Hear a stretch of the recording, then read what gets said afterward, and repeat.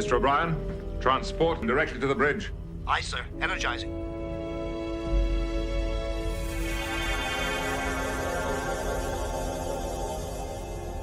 Security team to the bridge. Belay that order, Lieutenant. I just wanted to thank you all for your support. It's been fun. Well, greetings, everyone, and welcome back to this edition of Not Exactly Jeopardy, but we're glad you're here nonetheless. See, already have Mr. Big, Mercer, and OmniCast joining me on the panel. And there's that link over there in the chat if anyone else would like to join us for a chat or whatever else we can think of to pass the time. Or we'll say hello to Planet X, who's joining us in the chat, and hello also to Thomas. Glad you're here. Thomas! So how's everyone doing tonight? Doing all right. Now I'm I stuck had in a traffic. very long day. Hey, everybody. Hi, Dr. Nick. Dr. Neek. Dr. Nick. Who's Dr. You, Nick? you, The Simpsons? You guys missed that reference? Hi, everybody. Hi, Dr. Nick. Today, we're going to cut open. So last night, I guess you guys were doing Wheel of Trek. I played the first round because I had to spend the rest of the time getting the place cleaned up. And so I took a little nap. I woke up at 3 in the morning, cleaned the place until Kristen arrived, and then we went out shopping for antiques and stuff, had breakfast, did some more shopping, came back and played video games. She just left. Sounds like a beautiful day. Yeah, it was perfect. It was a long day, but beautiful. So I might not stay through the whole chat because I'm kind of tired. Okay. It's good that you got worn out. You were doing things. Stuff and 3 in things. the morning. I've been up since 3 in the morning. So Yes, it was a late night. you know that's why I played the first game if they let me, which they did, and you guys all let me, so that way I could kind of pace myself in terms of because I'm a bachelor. I live by myself. I'm not the neatest guy. You know, it's just not happening. I like to be. I'm married. It's hard to maintain. I'm married, and I'm not the neatest guy either. My man cave is a disaster. Don't feel bad. So we got back. We played some Switch Sports, which is just like Wii Sports, only for the Switch. You know, plays the same way. You know, you can play tennis, basketball, badminton, and then we played Lego Star Wars for a long time. Okay. We're doing episode 4. So today we got from Tatooine all the way to rescuing. We're trying to take down the tractor beam, actually. So, you know, it's basically like the movie, but they added stuff to each mission. Stuff Yeah. and things. Yeah, it's pretty funny. I've never played these old Lego games before. Hmm.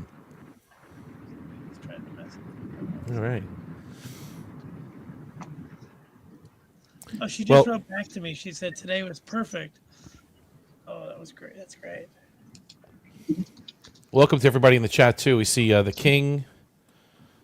We see Mikey back there, Squirrel. Yep, thanks for joining us all. Please, thanks for joining us. It's just kind of an abridged show today, but we thought we get together and just chat.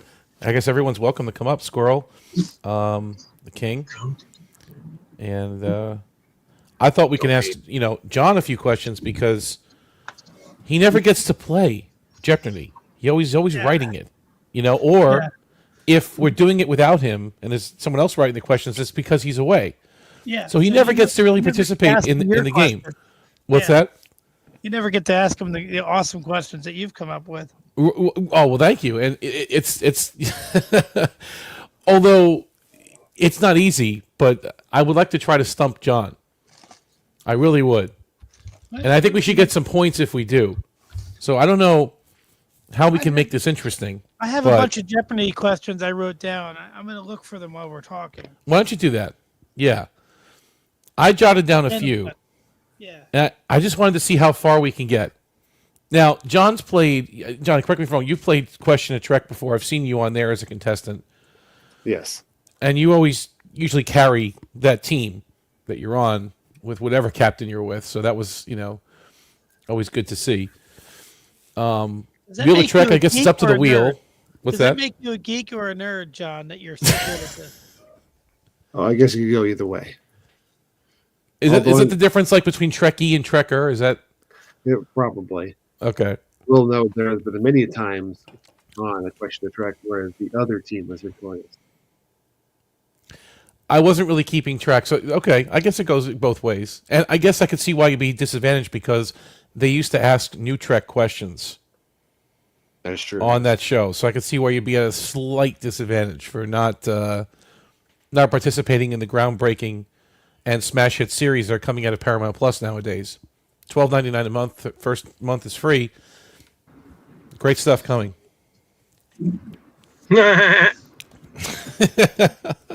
I found one. I have 2 notebooks with questions. I found the first notebook. I have to look for the second one. Mm-hmm. Let me see here.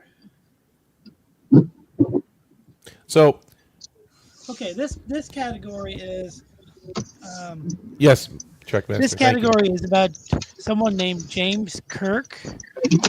Okay, Now, James T. Kirk.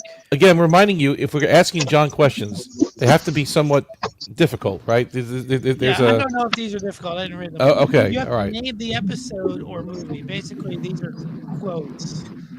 Oh, I think I did this one last week. Mm-hmm. These are. Before you ask the question, just a quick update. I'm giving up my quest to go to church. There's huge traffic jam. I'm too far away. I'm not going to make it in time. So I'm You're going home. boarding? You're boarding. I'm aborting the mission. Returning back to Starbase 1. Acknowledged. Did you run out of antimatter pods? No, I wouldn't have enough antimatter storage pods to last the trip because I've been sitting in. Storage pods. I missed the word storage pods. I should have learned that from the game. Been sitting on the wrong end of the Bajoran wormhole for the last 20 minutes. Now, Brad, welcome, Brad. He's saying, remember to answer the form of the question. I don't think this is like Jeopardy, but I mean, I guess he could. Well, these are kind of Jeopardy. I intended them to be Jeopardy questions. The problem is I'm trying to find the other notebook, but Okay. this And one then we Squirrel did last said, week. "Who's the first Star Trek captain?" I guess that's an easy one, Squirrel, but I don't know. Maybe it's a trick question. I was going to ask them. So this one we did last. specify a little bit. Yeah. I actually know the answer to that. I actually know the correct answer to that. Well, what would The it first be? Star Trek. Okay, so if you're going back all the way to concept of Star Trek, the first captain is Robert April of the USS Yorktown. That is true. But I guess On screen, it's Chris Pike.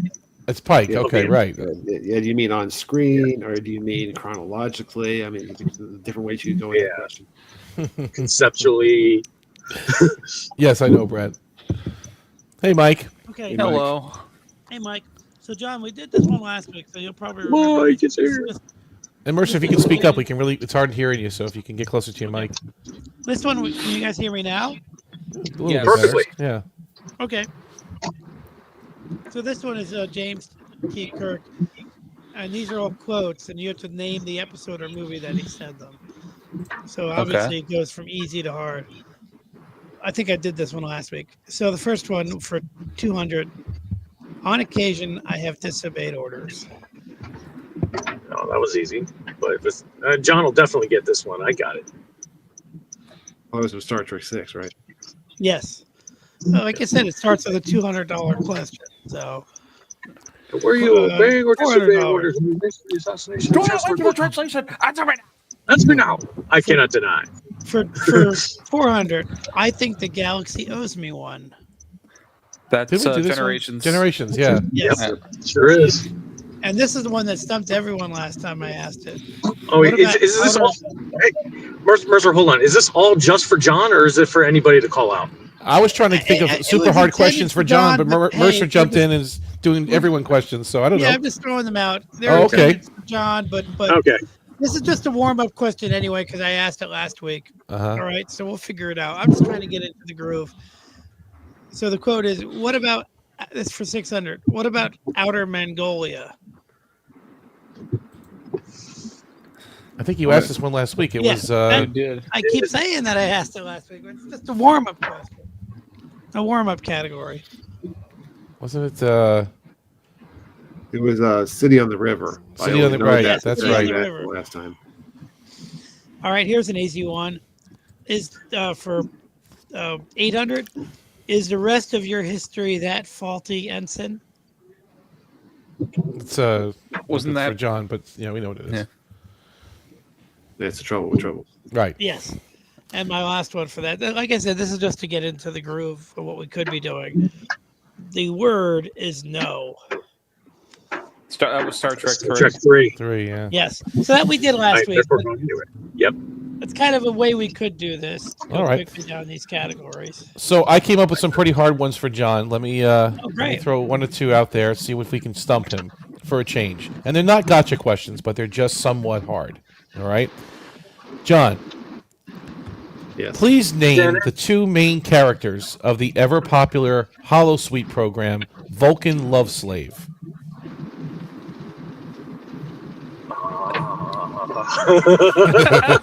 I don't know. Tom Okay, so Paris I is stumped greatest him. hit. I gotta get some points, right? I gotta get something for this. Yeah, that's All a right. point for Omni. Okay, thank you. The two. Does anyone else know before I give the answer? No. Is it it is- Tom and Balana? No, it's Shmun and Talana. Very close though. Because it's a Tom Paris novel. That's why. Yes, exactly. Shmun, Talana. No.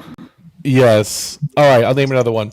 Let's see here if I can do that one. Name the daughter of the High Advisor of Ardana, Placis. Droxine. Wow, very good. Dang. That's good. 'Cause had I to do it. skipped an episode a lot, but Is I that made season myself 1 watch TNT it. or something? 3. No, it's the Cloudminders, TOS. Oh, wow. The High Advisor of Ardana, but he got it. All right. Okay. Let's do another one. This one may be a little harder. Before Carl, this actor voiced the Guardian of Forever, among other aliens, such as the Excalpian rock creature. Well, I don't know who this Carl is you're talking about, but the original voice of the Guardian was Bart LaRue. Yes, Bartel LaRue. I Excellent. thought James Doohan did it, or did he do it in the animated show? He did it in the animated series. Yeah, and Yesteryear was the only time I was there. Yesteryear Oh, I of Hell, I should say. Hey, at least I was on the right track. I was thinking Yesteryear of Hell. That would be an excellent before and after for Patrick. It was a before and after on Jeopnerdy. Oh, And okay. it was a max 0.1, and I was the only one that got it. Nice. Because they're all complaining, oh, TAS. I'm just like, oh, this is easy. Yesteryear of Hell. That is Even John amazing. was impressed too. Yep. So Who I came up got with that, John? one or Was that two you or more. Jeff? This Cardassian mole was killed due to Worf failing to make a crucial rendezvous on the planet of Sukara. What was that guy's name? I don't think it was Sukara. I thought it was Sarpedian. No. It's a deep cut. This is the incident that got Worf severely reprimanded by Cisco, right? Yes. He decided to turn around and go rescue Jadzia instead. Mm-hmm. Change of Yes. heart. Yep. Okay. Yeah, Or even give it the it was episode. I thought the planet was Sarpedian. I think it was something like Lusarin. You are correct, sir. Lusarin is the answer. Wow. Nice. Did you know that, Lee? That's wild. All right. Planet, 'cause One more torturous one. Name the writer and the book which contained the phrase, a character's actions must flow inexorably from his or her established traits. Oh, I know. I know the answer. I know that. Oh, wait. Maybe I don't. Wait a minute. Now, I said I want their author and the book name. I don't remember Jake the author Sisko. of the Dude, you're book right, that dude. dictate the poetics. dude, real I'm quick. sorry, there was some background noise. I couldn't hear it. What'd you say? Before you go on, Sukara is correct. I want to stand corrected, and Okay. the reason I didn't think it was Sakara is because they mentioned Sakara in the Pale Moonlight, and I didn't even think there was a connection between those episodes, which is pretty awesome. You remember they mentioned Sakara in the Pale Moonlight? Yeah, that was where Brainiac had his meeting with the Dominion. Yes, and that's a great callback. I just wanted to bring that up. I love that stuff.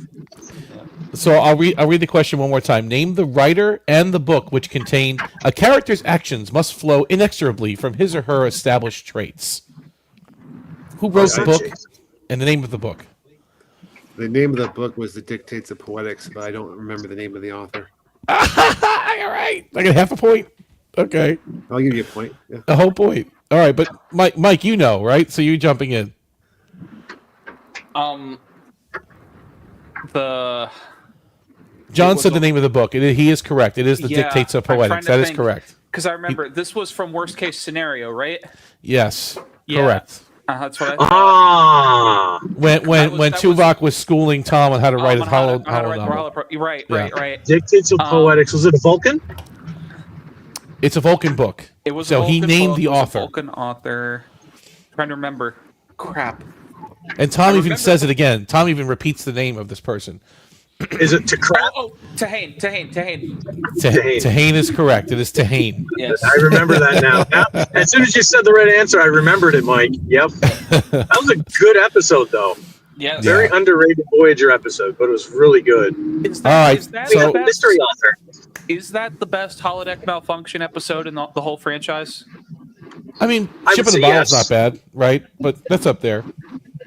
I'm partial to R-Man Bashir. Okay. Oh, yeah. Good point. Okay.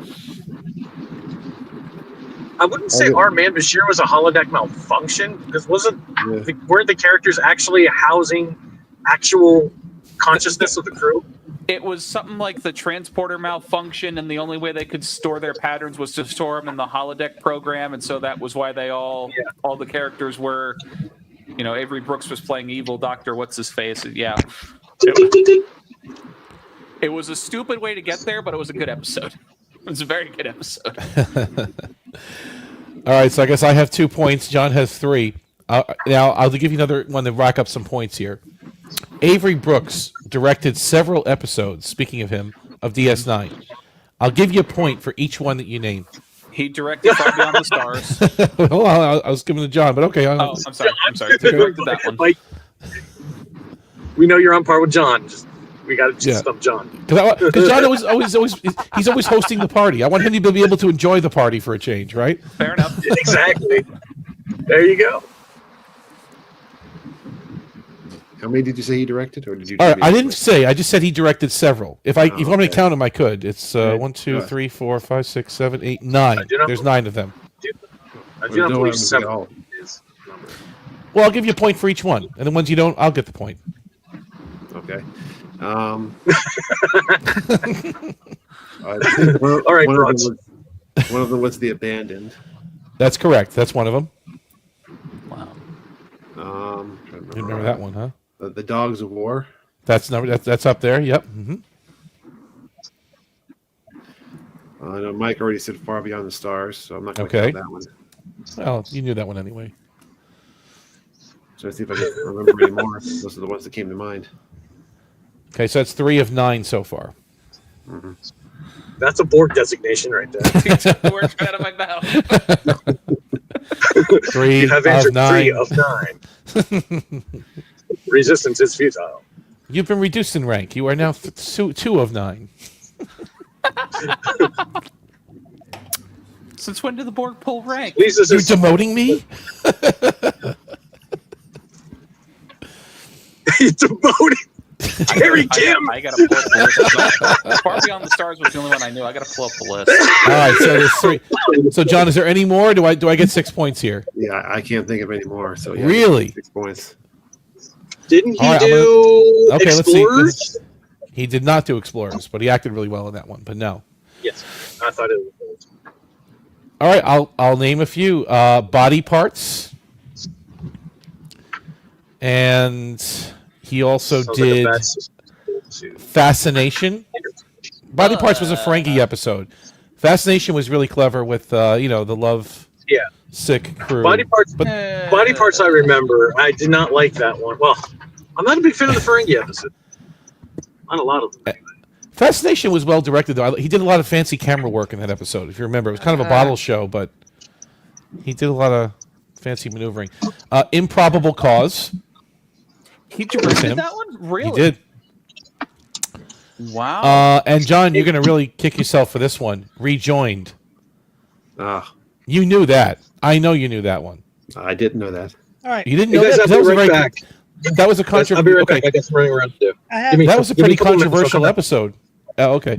That was a pretty controversial episode at the time. I mean, Indeed it was. the kiss, the female kiss. Right. Yeah. I have a couple of questions, kind of like I did last time, where it goes from easy to hard, but it's a really quick rundown. Let me just finish this real quick, if I I'm can. sorry. It's okay. And then Ties of Blood and Water Mm-hmm. was also Avery Brooks. And the last one, which I kind of didn't remember either, was Tribunal. Oh, okay. I love that one. Right. These are all pretty decent episodes. It's almost a funny episode somehow. Like, it's tragic, but there's some funny, really funny stuff with that lawyer that they get. All right. So I get 6 points. John gets, 3? And John already had 3. So Yes, I'm at 8, and you're at 6. So I promise the last 2 questions will be difficult for this category. It's a real quick category. It's all from Star Trek Generations and all about Kirk. Ready? Okay. All right. I'm ready. So for, Got it goes this. 200, 400, 608. But the last 2, I promise. Now, one of them doesn't have to do with Kirk, but it does have to do with Generations. Okay? It's all just consider it a Generations category. This is the name of Kirk's dog. Butler. All right. His beloved. Antonia. Okay, so that's an easy one. What kind of eggs did they were making? What kind of eggs was Katarian. Katarian. Katarian eggs. Okay, now we get to the tough ones. What was his estimate? What was Kirk's estimate as to how many times he jumped that little teeny 50. Right? Wow, I'm pretty impressed. Now here's Mercer, I had how many? I had 5 of the movies on VHS growing up, and Generations was one of them. I've seen the hell out of that movie. okay. See if you know this one, but see if John You can wore get the it tape right. out. So Yeah. this is the hard one. How Hey, many Andy. distinct emotions by the end of the movie when the ship was crashed, and they were finding Spot? How many distinct emotions had Data experienced from when he put the emotion chip in to when he found Spot? 251. Incorrect. You were close though. I was going to say 80 something, but I guess it's higher No, than it was that. 250 something. It was 261. 260. Shit. Yeah. John, did you know that? Because I didn't know. I was thinking 80 something. I don't know. I didn't know that one. No. Okay. 251. 61. Anyway, thank you guys. That's how I structured my questions. I kind of went from easiest to hardest. No, that's good. That's good. Oh, now I lost my train of thought. What spice did Kirk ask Picard to get for him from the cabinet? Still. It's behind the oregano. What was it behind? It was like a Martha Stewart episode. That scene was like a Martha Stewart episode rather than a science fiction blockbuster. Did you know originally Antonia was going to be Carol Marcus, but something copyright something, and it was Antonia instead? I think we talked about that. It was supposed to be Carol Marcus, which would have made a lot more sense than Random Woman we've never heard of. But copyright law, blah, blah, blah, blah, blah. And okay, it's somebody we've never heard of.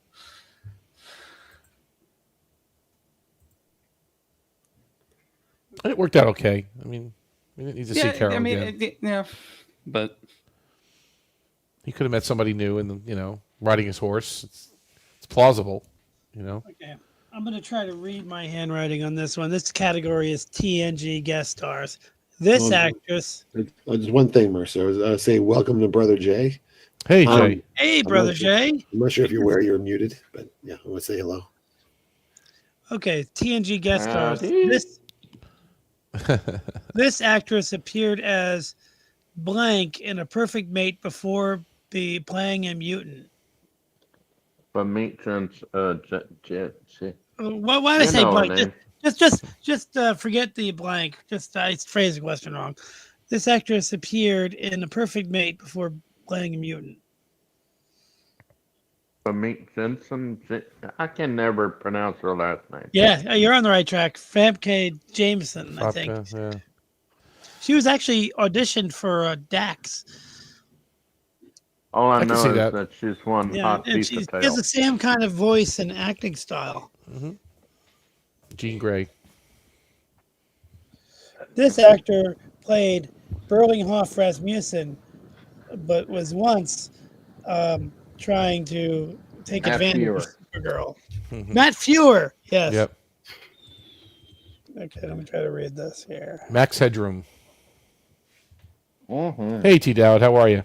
Greetings. Love Max Headroom.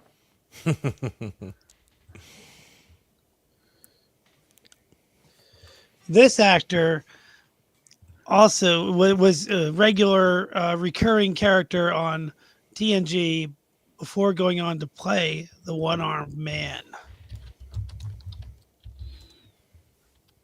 Oh, Andreas Katsoulis? Yes, Yeah, Andreas I can Katsoulis. never think of his name.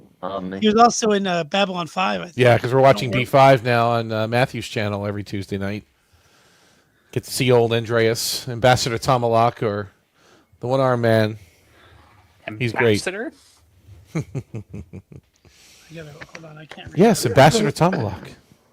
I can't read my writing here. Let me get it. How's Professor Brainy Specs? Anybody heard? Well, he's dealing with a difficult situation with his family right now, which is why he is Oh Lord, unable to be I'll here. be praying for him. Well, thank you. That's great.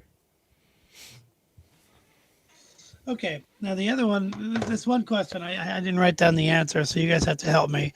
So, what episode featured? Oh, I know the answer. I believe. What episode featured someone from? I don't know the actor. The question is incomplete. But what episode featured one of the band members from the Mamas and the Papas? Oh, I know.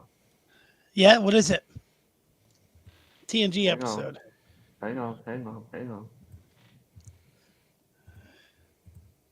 It's second season. Pulaski's in it. So is Luoxana Troy. She senses the ambassadors are No, you're thinking of wearing a somebody bomb. else. You're thinking of that other guy, not the Mamas and the Papas. You're thinking of like, what's his name? Jethro Tull or something like that. Not Jethro Tull, but one of those other bands. Mick Fleetwood. You're thinking of Fleetwood Mac. You're thinking of Fleetwood Mac. No, Mamas and the Mamas Papas. and the Papas. Yeah, they do California Dreamin'. We'll always have Paris. Yes, thank you. The question wasn't quite complete. I figured I'd flesh it out when I got to do it. And this actor appeared in Michelle, Shawshank. whatever her name is. Yes, Who is it? I don't know who you're even talking about. Michelle. Can't think Phillips. of Phillips. Michelle Phillips. She was in the Mamas and the Papas band, and she was also in this. We'll also have Paris. You mean the one who played Janice? Yeah. Okay. Yeah. So You ever hear that song California Dreamin'?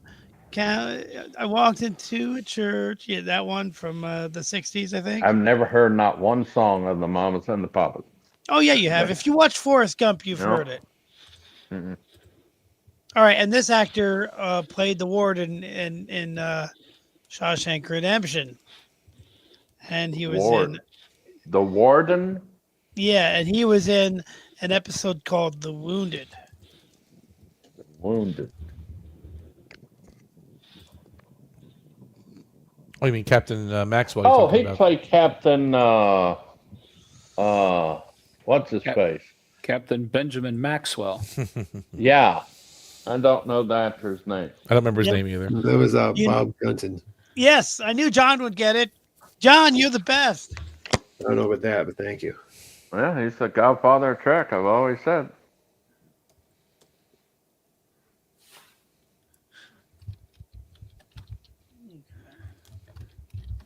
I can't believe you mentioned Carl, Omni. What's going on? Are you losing it? It was just a dig. It's just it's me. It's Just kidding. just trying to stir the pot as usual. Yeah. That's it. That's what you people at Paramount like to do. It's his way. It's his way. I said before Carl, before him. Yeah, I missed the question of trust. BC. It's his way. It's his way.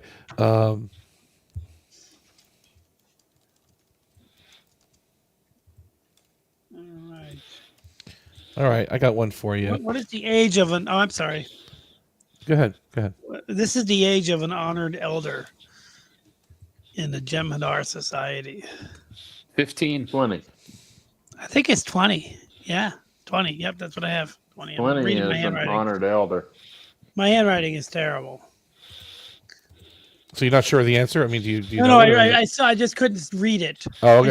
I just couldn't read my writing because it's terrible. I wrote. Okay, that's the only good one. The other ones are easy. How old are you? I stopped counting after 300. You don't look it. Thank you. All right, John, you ready? It's 6-8. Are you ready? Sure, I'll go. Got a few more for you. What planet did Yedrin first meet Mariel, and later took her to Trill? Where did they first meet? Huh? I know that one. I know it. Can I guess? Oh, I know what episode it's from, but I don't remember the name of the planet. So Kafka 4? And yeah, you're pretty close. It's Kefka 4. So you're That's right. what I said. Kafka That's it. 4. Okay, well, I don't know. Okay, wasn't clear. But I pronounced it more like the author that wrote the Metamorphosis. Oh, Kafka. Okay. All right, I'll take a point for that one. And then, since you know the episode, Invasive Procedure, what was his position on Kefka 4? Yedrin, that is. What was his Downward position dog? there? He had a job. There. What was his job? His position on Kefka 4 when he met that's Mariel. what he called her. Yes. Oh, Kefka 4. Oh, Kefka 4. I'm sorry. Boom Chicka Bandit, Star Trek. I don't remember his job either. Okay. Another point. He was the communications clerk at the Federation consulate. Okay. All right. Got it.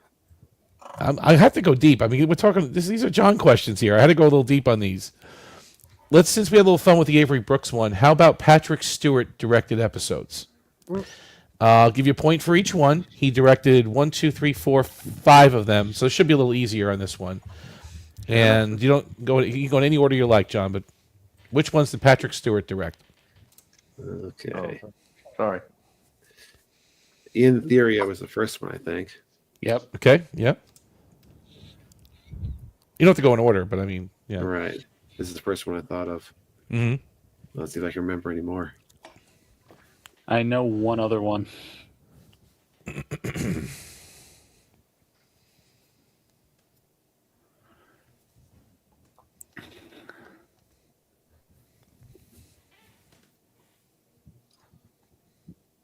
No, I know two other ones.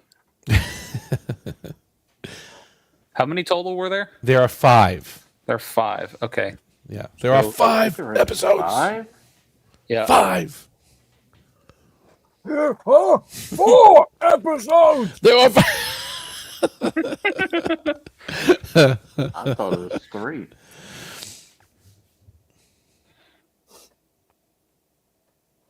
So I think you know another one, John. You're just forgetting it now. It's a pretty famous one. Yep. Was the Chase one of them? No, the Chase was not one of them. Never mind. True and Perfect. Nope. No. I can't think of any more. All right. So Can I anyone else know any others? So Yes, Mike, you yes. seem to know a few. What do you got? So he directed Fistful of Datas. He sure did. That's why it sucked. Okay. He he directed Preemptive Strike. He did enter Preemptive Strike, the last episode of the series, really, with Roe before All Good Things. That Yep. was good. And I'm trying to think. Is there one other season 7 one? Phantasms is the other one. Okay. That's not the other one in Just season 7, I 6. thought. For some Right. reason, I was thinking he directed the Pegasus. But we can go back to season 5, I believe it is, Hero Worship. Oh, okay. It's the one where the boy wants to become Data. Okay. And yeah, John had already mentioned In Theory. Yeah, In Theory, I knew was his first because I think it's in the bonus Isn't it the features one on the that, Nemesis Blu-ray. He Data- says In Theory is his favorite episode because it was the first one he directed. Oh, is that what yes. I would have thought it would Isn't be it the one where Data has to retrieve some radiated material? No, that's Thine Own Self. That was not directed by Patrick Stewart. Ah. I didn't remember Phantasms being directed by him. I did not remember that. And Preemptive Strike, I also kind of forgot those two, that he did those. Most of the ones they gave him were ones that he wasn't heavy in as far as acting. Like In Right. Theory, he barely had anything to do. Right. Fistful of Datas, he wasn't in at all. Yeah, he had a lot to do in Theory. At the end, he was the pilot of the ship. He took over the helm. Well, yeah, but he took over the 90% of the shuttlecraft. episode He was was the in the Data shuttlecraft. and No, that was in. Lieutenant. You're thinking of Hero Worship. Hold on. You think Hero Worship is the one you're talking about, right? No, Oh no! In Theory, he took the shuttlecraft. You're right. He took the You're right. shuttlecraft. In the other episode, Booby Trap, he took the helm, and sometimes I get those two moments confused. Yeah, he was in the shuttle. Anytime, Mr. O'Brien. That's right. He's spinning out of control. Yeah. Oh yeah. Okay. We were attacked. We were attacked. I got another quick category for one episode. I have a question. Yeah. Okay. The boy that played in Hero Worship. Yeah. What is he most famous for? RoboCop 2. Up two. Oh, shit. No, I think you're thinking of the different boy though. The one you're thinking of from RoboCop 2 was in The Bonding, not Bonding, in Hero yeah. Worship. Oh, yes, right. He beat Yeah. up the female police officer, even though he was a little This kid. is a Hero Worship where he's Data's trying to turn him into an android. Right. don't The know what Bonding he's- is the kid you're thinking of from RoboCop 2. Exactly. I'm sorry about that. No, that's okay. What is the kid Both jump on that played in Hero Worship is famous for? I don't know. Going into space. I don't even know his name. I know we called him Timothy, something or other on the show, right? But I don't remember. I don't know his name, but I know what he's famous for. That wasn't Scott Grimes. Was it? Everybody give up? Yes. Yeah. What about John? Christopher Ewing of Dallas. He I was didn't Bobby know. Ewing's son. Oh. Okay.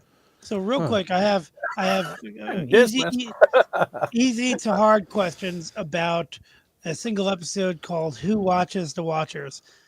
This was the name of the species being observed. Mintakans. Very good. Yeah.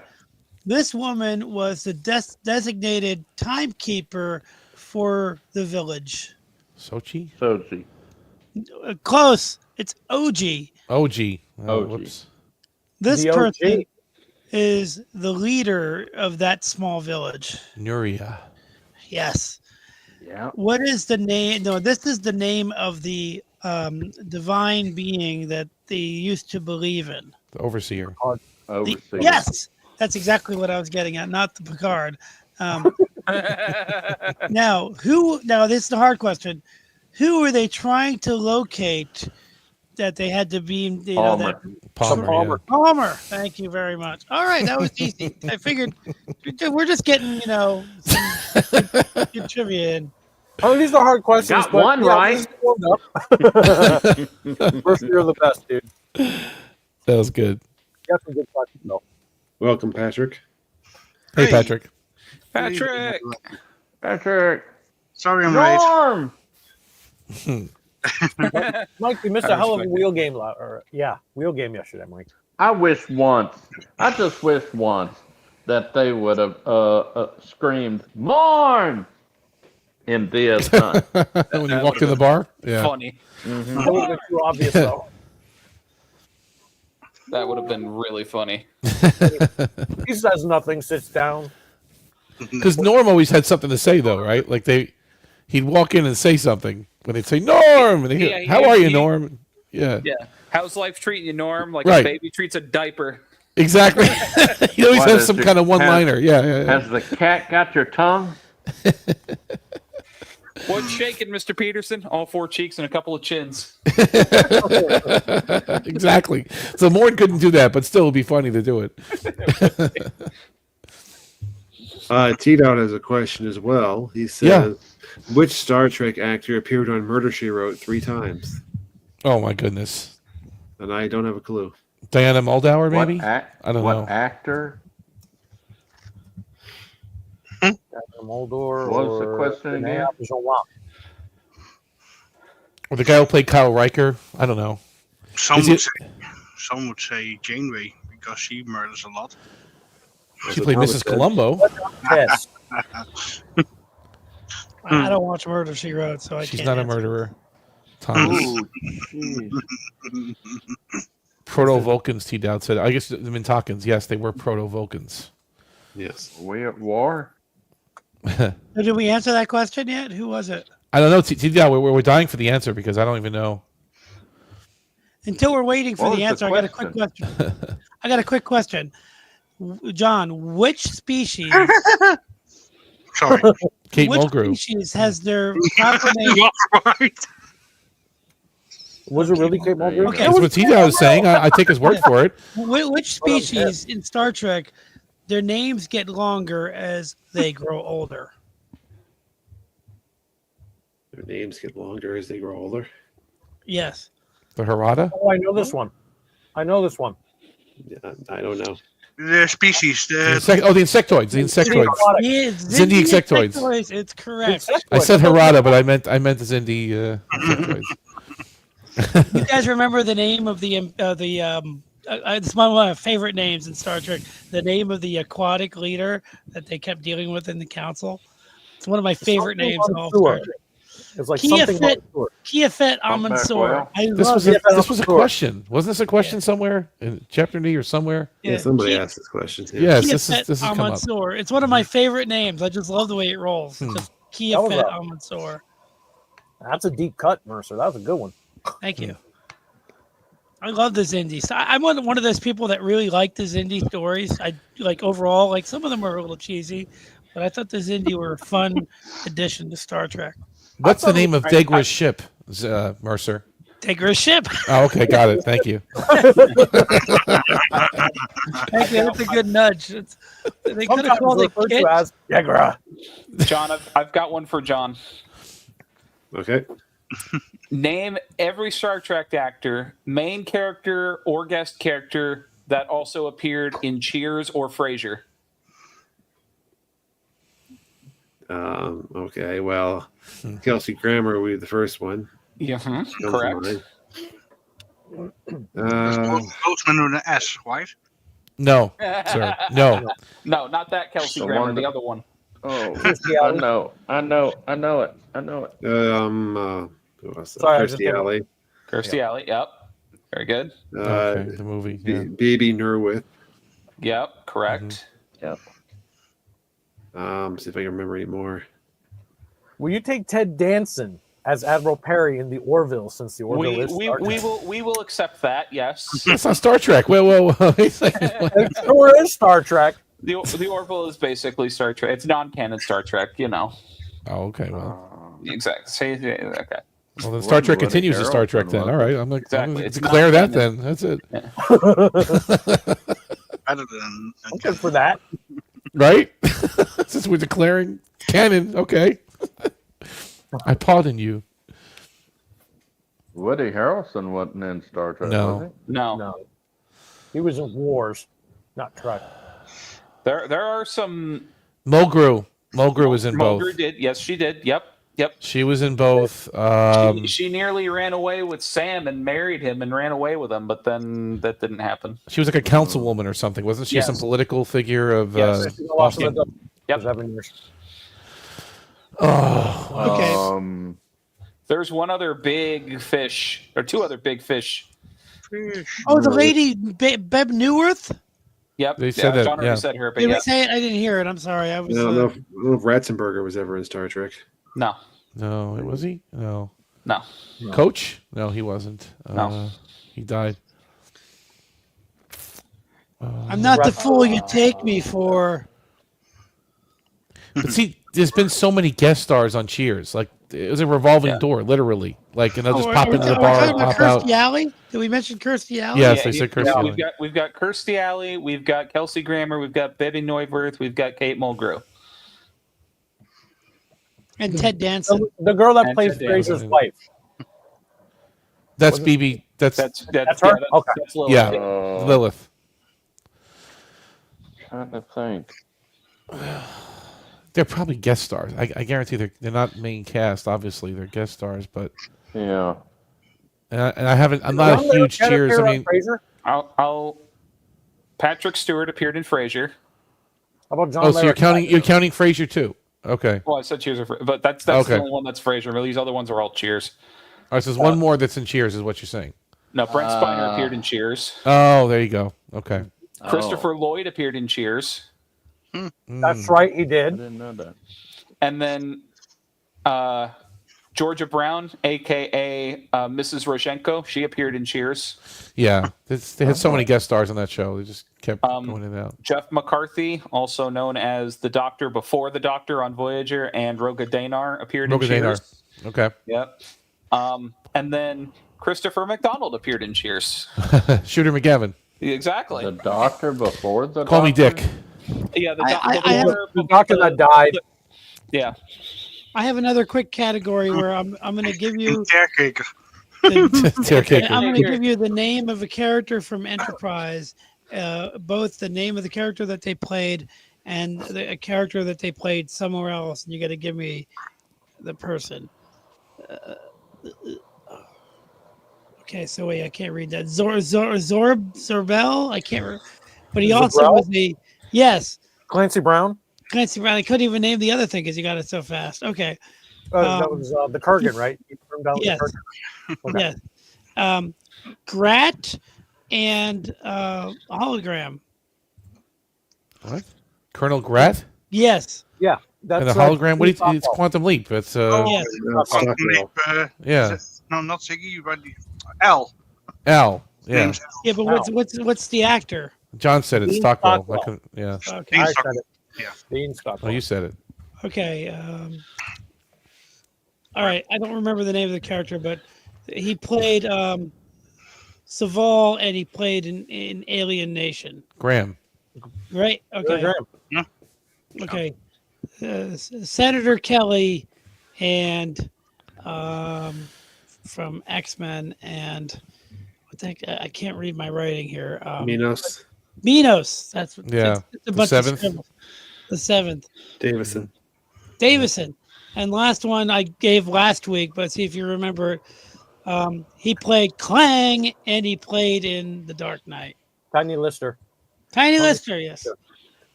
Didn't get Clang. any of them. And T-Dowd asks, which Seinfeld actors appeared in Star Trek Voyager? That's a good I know one. Jason Alexander. Alexander did. Yeah. Jason in Alexander. Orville. He appeared in Orville. Also, Bashir's father was in Seinfeld. Jason Alexander played in Voyager. But not on Voyager. Uh-huh. Right. Right. Voyager category. The think tank guy. Oh, I thought of. Hang on. Let me see if I can find it. But actually, there's quite a few Seinfeld Star Trek crossovers if you go through all the guest stars, because that show is guest star heavy again. And if So- you The lawyer, he was in Star Trek 3, Philip Morris. Mm-hmm. There's Cigarette Man.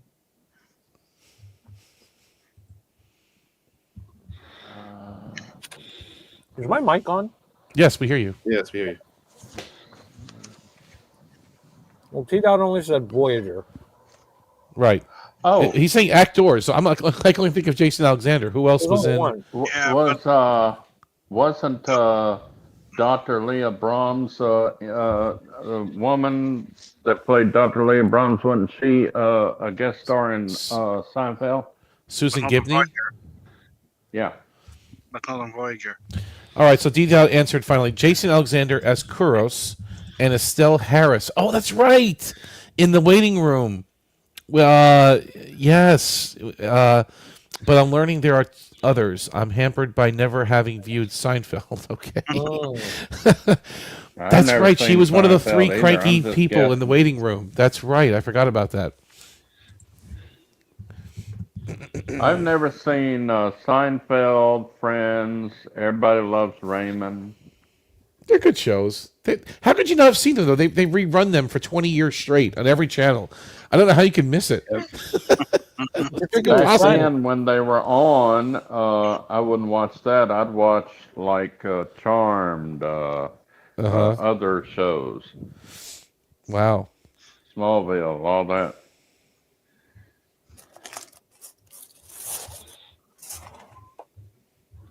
What's the other show they play continuously? King of Queens. That's on like every channel. Yeah. All day, every day. Yeah. So I have come up with something that maybe we can watch if anyone's interested. So what's that? So has anybody seen the old Weakest Link where it was all Star Trek actors? Yes. Oh yeah. Okay. Yeah. Never mind. If you guys have seen it, never mind. Yeah. We don't want to draw a copyright strike either. We could if we play it. That's Though, pretty right? I saw it when it first aired on NBC, and I saw it every time it was aired on GSN. Does anyone? I just heard of a documentary that came out. I don't know where to find it, called Star Trek Enterprise: The Definitive History. Does anyone know where I can watch that? I've never heard. Sounds of like another Shatner expose. There's a poster that features Archer and T'Pol, and that's all that's on the poster with some cool lighting. It's probably showing 24 hours a day in New Zealand. Did you? Hey, Omni. Did you read Potts's comment? Yeah, I don't. I try not to. What did he write here? 5 billion points. Omni named every actor. Yeah, that appeared in Star Trek. Thanks, Thomas. I appreciate that. I don't need the points, Thomas. You can keep them. Thanks, And brother. Go. The FCA. Thanks you for your generous contribution. What was his name? You talk about the Weakest Link. Wasn't Will Wheaton on that? And it was Will Wheaton, Denise LeVar Crosby, right? Yeah, it was Will Wheaton, LeVar Burton, Robert Picardo, Worf was Denise there, Crosby, wasn't he? Roxanne Dawson, John Delancey, William Shatner, and Armin Shimmerman. That's right. Bill probably died on that. Who won that one? That game show. LeVar Burton won it. LeVar. Yeah. There was a It show was called LeVar and Robert Picardo were the final two. The final and LeVar two. won. Right. There was a show called Gargoyles, which had quite a few TNG actors in it. Speaking Yeah. of Armin Shimmerman, so my girlfriend and I are watching. For her, it's a rewatch. For me, it's the first time. Buffy the Vampire Slayer. Armin Shimmerman is an asshole in that show. Yeah. Principal, what's his face? Principal Snyder is an asshole. And I suspect, if anyone's seen Buffy, don't spoil. I suspect there's more going on with him than just he's an asshole. Because he keeps, every time he shows up, whatever he has Buffy do, something bad happens. I got He's one like, for hey, everybody. you're gonna run the open house or something, and then like Spike attacks the open house. Like I'm convinced he's either a vampire or in with them or something. But don't spoil if you've seen it. That's just my theory. A game theory. No, I'm kidding. Moving on. And What do you got, Tokyo? Okay, so here's the question for everybody. Which Star Trek actor appeared in a Nickelodeon show, and what show was it? And who did he play? A Nickelodeon. Oh, give me a minute. No Like searching. animated or live action? Live.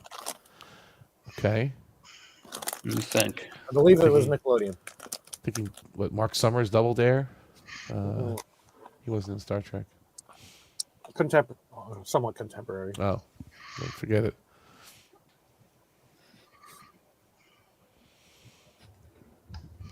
Nickelodeon. Was it? I was a Nickelodeon kid. I probably saw this. Give me a minute to think of it.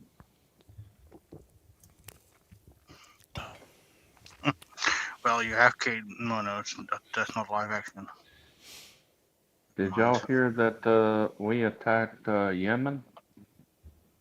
Oh yeah. Yeah, it was Nickelodeon. Oh, I was I right. didn't know Okay. it. I just heard about it. Got it. Dang. I can't think of anything. Well, hold on. Stop everybody. Are we? So, like, I know Patrick Stewart played the voice of one of the head Yokian in Jimmy Neutron. Are you counting that? No. Okay, you're Live talking about action. we actually saw the live action song. Okay. Yeah. I can't think of who it would have been then. Probably LeVar Burton, but I don't know. No. LeVar would be my guess. Not who I'm thinking. Nope. Okay. Do you know, John? No, I don't know. All right, here comes the answer. The answer is Tim Russ on iCarly. He played the principal. Oh my god. Oh, really? Wow. Yes, I knew that. I'm dumb. I didn't even hear a question. I'm sorry.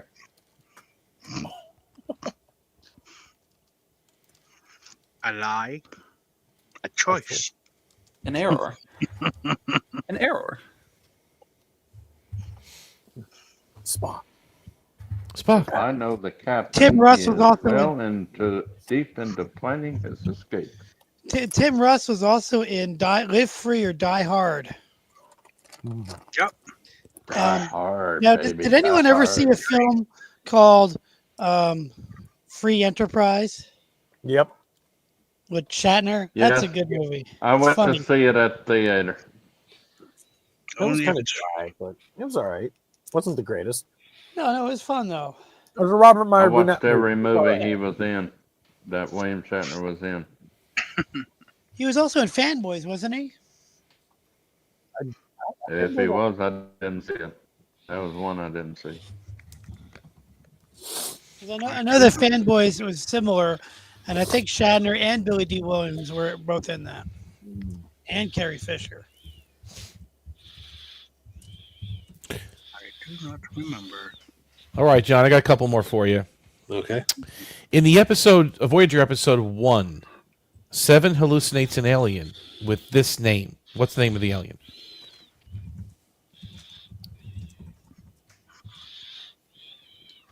I don't remember of 9.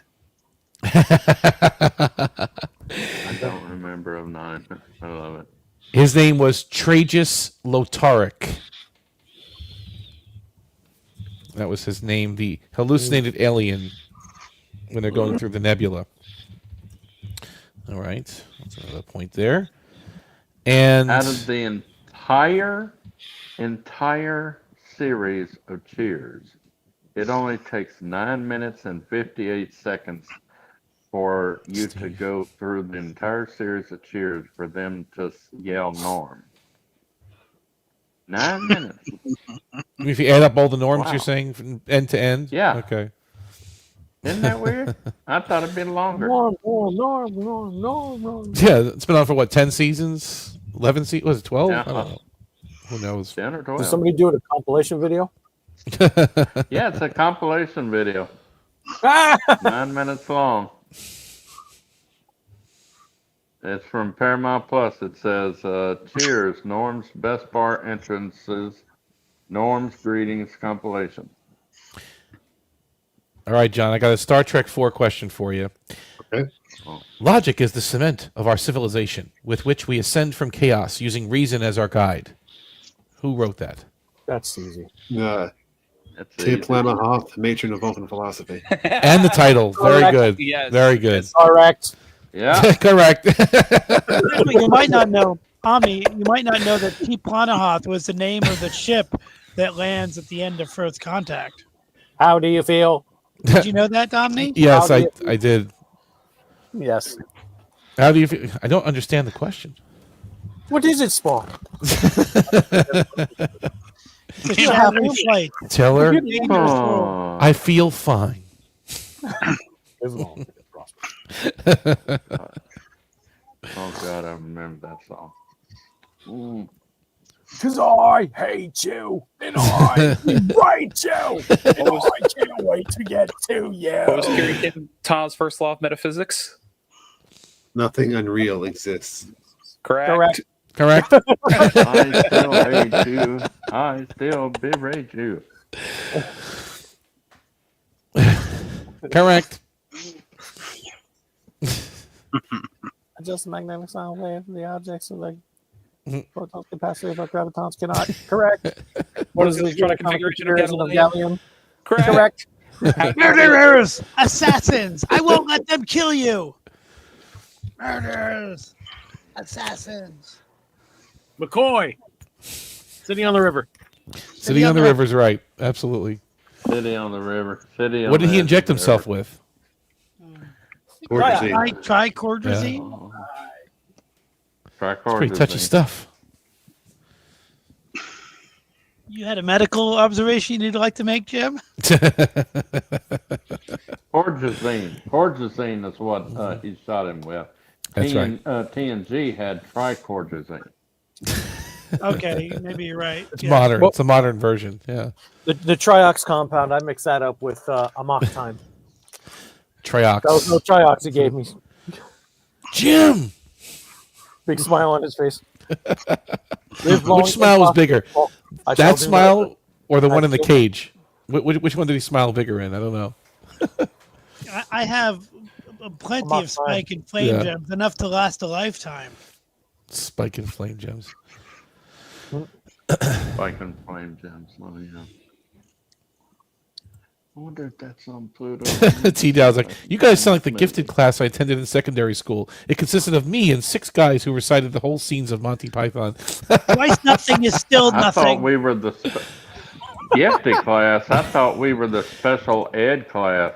I think he's trying to say that we are. I don't tell you that. Gifted is another way of saying. Frank!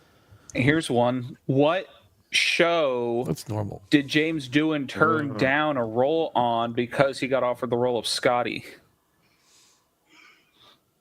It was another classic sci-fi show. This was from Lost in...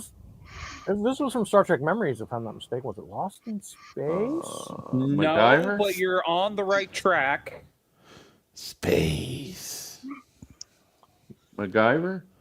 No. That's the 60s. So we're looking at the 60s, right? Yeah. Not Lost in Literally, Space. he had gotten the offer from Star Trek, and later that week he got the offer from this show, and he turned Land it of the down because he Giants? already accepted the Star Trek role. What? Wasn't Land of the Giants, was it? No, but you're getting warmer. Same Land of the producer. Lost? He was offered the role of Chief Sharky in Voyage to the Bottom of the Sea, Oh, that's interesting. and he turned it down because he had already, like 3 days earlier, he accepted the role of Scotty. That He would made have the been cool right to see decision. him play Sharky. Okay. He made the right Voyage is a good show. I like that show. I got A little corny, but got a what quick sci-fi rundown. show wasn't back in the day? It's a good Richard Basehart. show. Yeah. I got a quick rundown David category. It's really it might get a little tougher as it goes along, but this is my quick rundown category of 5 questions. They're all first contact quotes. Who said them? Oh, The first okay. one is assimilate this. Worf. Because- Okay. One thing you should have learned about me by now is that I Doctrine. don't have Doctrine. regrets. Come on, Lily, one more round. Well, look what we have here. Look, no, look, I'm sorry. Well, look what the cat dragged in. Mickey the Nose. Yeah. No, very good. Magnetic constrictors are disengaged. Well, that was also Worf. Worf. Yeah. Yep. Or Did I catch you at a bad time, Jean-Luc? That was Admiral- Admiral. That Admiral- was it. Hayes. Hayes. Bit of a windbag. Coming back. Very good. Thank you. Yeah. That was a good rundown. Thank you. Which Voyager crewman could juggle phasers? That would be Baytart, wasn't it? Chell. Chell was a clown. I thought it was crewman Baytart or Ensign Baytart, whatever his name was. Yeah, I don't know what they are. For Patrick, name Neelix's good friend who was a Keijan Maj. It's Gaben, but he doesn't exist. Why does Jabin not exist? I don't get that. Because during Feud, okay, he had a category named were they first Mages? I had a question on track field. Name all the Mages. Mages. On text. And I had them all except for Jabin. Who was the first one we ever saw? I even had the one that You have made an enemy today. I even had one that in the episode of Alliances was becoming Marge because the other one got killed. True. So I had space for Jabin, but no, I didn't. And they were the Kazon Ogla, right? I didn't Kazon do Ogla. research. Who are the Kazon Ogla? Not to be confused with the Oglamar. Yeah. Right? Okay. That was the other question. Name all the sex of the. I really wish they had not made Neelix and Kess, because I would love to have seen them use them replicators in the mess hall, because I thought those things looked better than TNG's. Replicators? Yeah, they look more modern, Yeah. right? They were One in Caretaker. But Caretaker. honestly, they were They just had a whole wall of glorified them. toaster Yeah. on Voyager. They never forgave her. Tomato soup. Only problem is the tray materialized plain tomato long. So Aravic is asking a question. He goes, what instrument did O'Brien play? I think he's talking about the cello. Cello. Yeah, but Yes. cello. Yep. And T-Dow confirmed it was Ensign Pablo Baytart. Yeah. Yep. From Speaking a of briefing with Voyager- Neelix, right? He can juggle anything. He can. Guys, speaking of the mess hall, did anybody realize that the Bellerophon has the mess hall Yes. and not the replicator wall that it's supposed to We have? know. It has Neelix's kitchen basically in the Bolero. Well, maybe because the Doctor got transmitted to the Alpha Quadrant and Nope. realized that it was an advantage to have a kitchen there. They made all those modifications on the Intrepid class ships, right? Just no. No, No. okay, could have No. been. No. Why would the Doctor have kitchen configuration information in his matrix when they had to reduce his? Well, Listen, Yeah. he could have just don't said, question it. "We got this Talaxian," and he built a kitchen in the mess hall, and it's working great. And why would the captain of the Blaraton give up his or hers private dining? No, Captain's Actually- private dining room, yes. actually, I think the Doctor would, because he's a rambler. He's Him and the other ramblers. He would just go. He would just randomly say, "Oh, we have a kitchen, and Neelix is a great cook, and he's a Talaxian." Huh? What's it? He said something about a kitchen on deck 2 on Kitchen? Voyager. Not That's such right, a yeah. That's a good good cook, idea. He couldn't That's exactly right. Exactly. Let's gumbo. do that. He couldn't even make macaroni and cheese right. Aravic saying, "What instrument did Data's mom play?" Suzanne, what was her name again? Violin, viola, the piano, violin. whatever Yeah. the hell she wanted to. O'Donnell. What was He it? also played O'Donnell. the violin Yeah, on the Juliana album. O'Donnell. Yeah. And T-Dowd said the viola. Yep, that's correct. Wow. Cheers. That's what I thought. Thomas says you have forgotten Maj Damon. This is why we don't forgive or forget. This we do not was in forgive that episode. or Not forget. was a Kuzan. Kuzan. Kazon Ugla, wasn't he?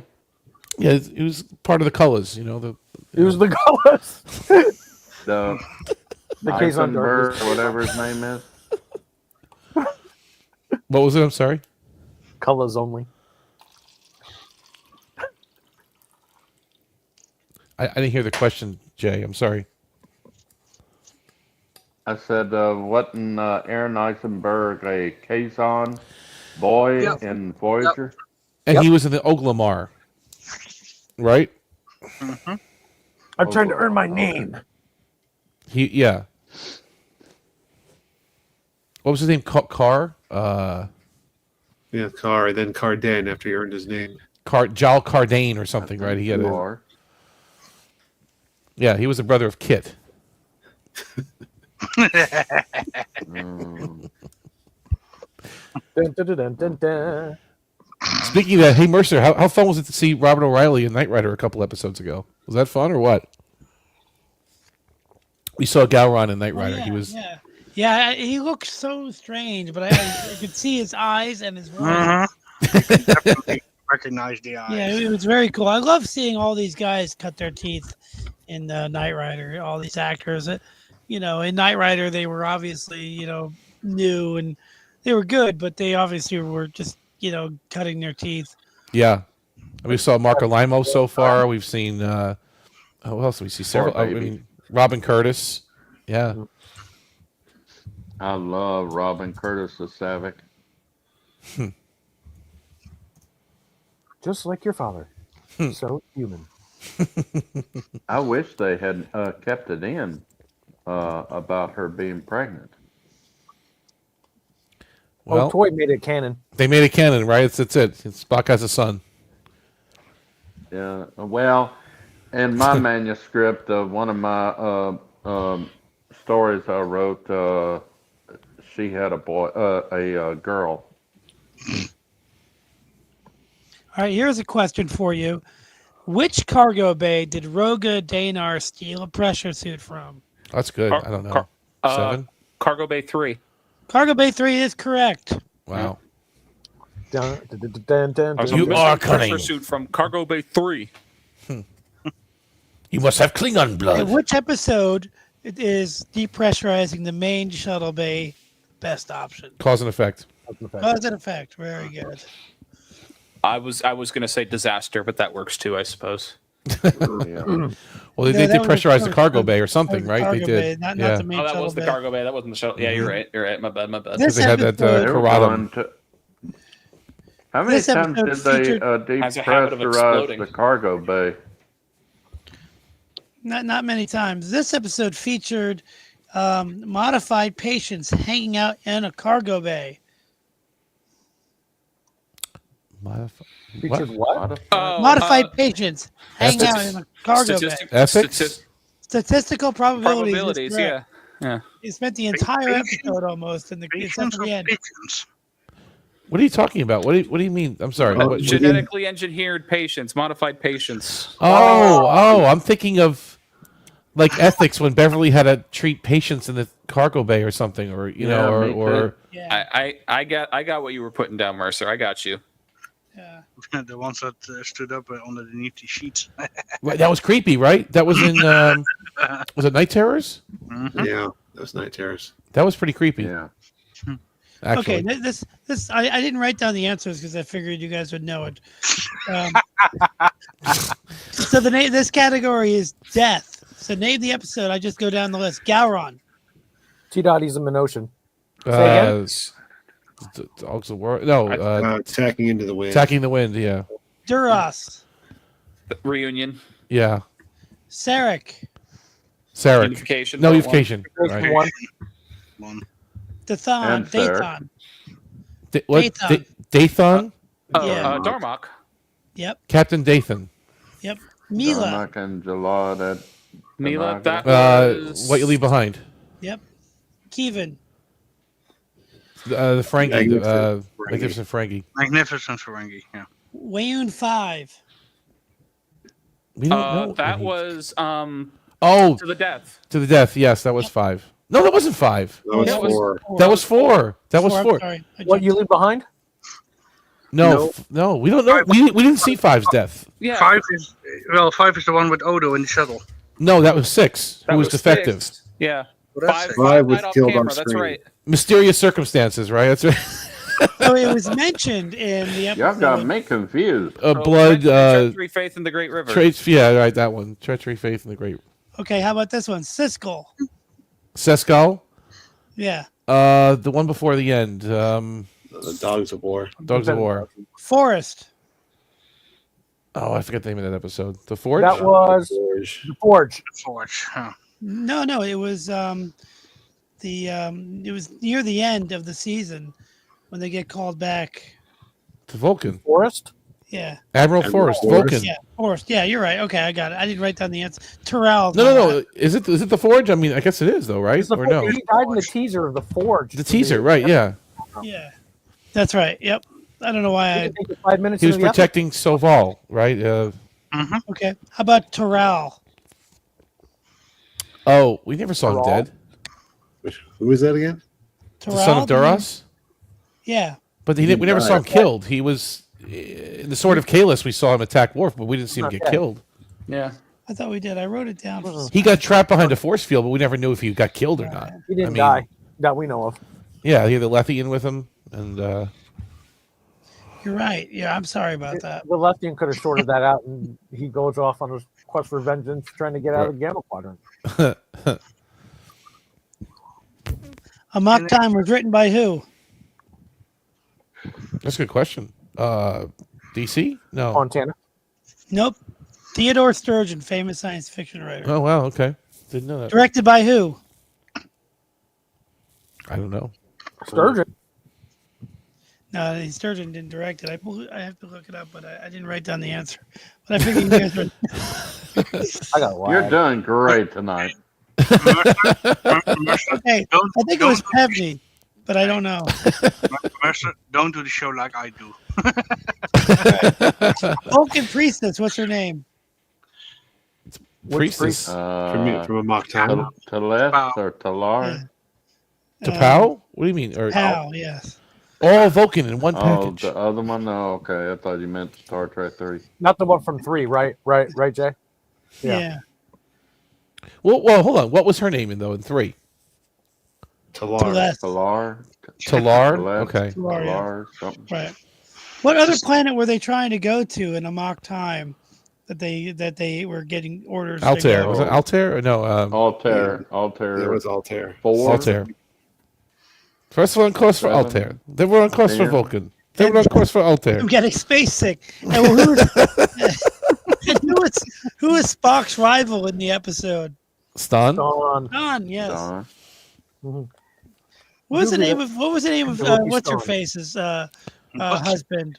To Paul. What was the name of her husband? Goss. What's it? Koth. Koss. Thank you. Kosh from Babylon 5? Kosh, Was it Koss. Vorlon? Oh, And Koth didn't turn out to be such a bad guy either. no. No. At first He he was a was. total douche in home, but Yeah, at home he was bad. in the Forge he was actually cool. Yeah. He played something else. I can't remember. He looked very familiar to me.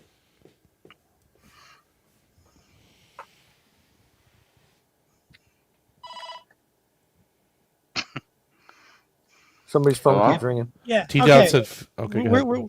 Who said this? We're sending you all the intelligence we have, but it's not much. Forced. No. It was Admiral and TNG. Was it the one in the Pegasus? It was. No. Ensign Rowe was the admiral from Ensign Rowe, wasn't it? No, you're Kennelly? gonna kick yourself. No. You're gonna kick What is it? yourself. It is Janeway saying that to Picard about. Oh, yeah. Oh, okay. Nemesis. Oh, Lucy Man? Okay. Nemesis.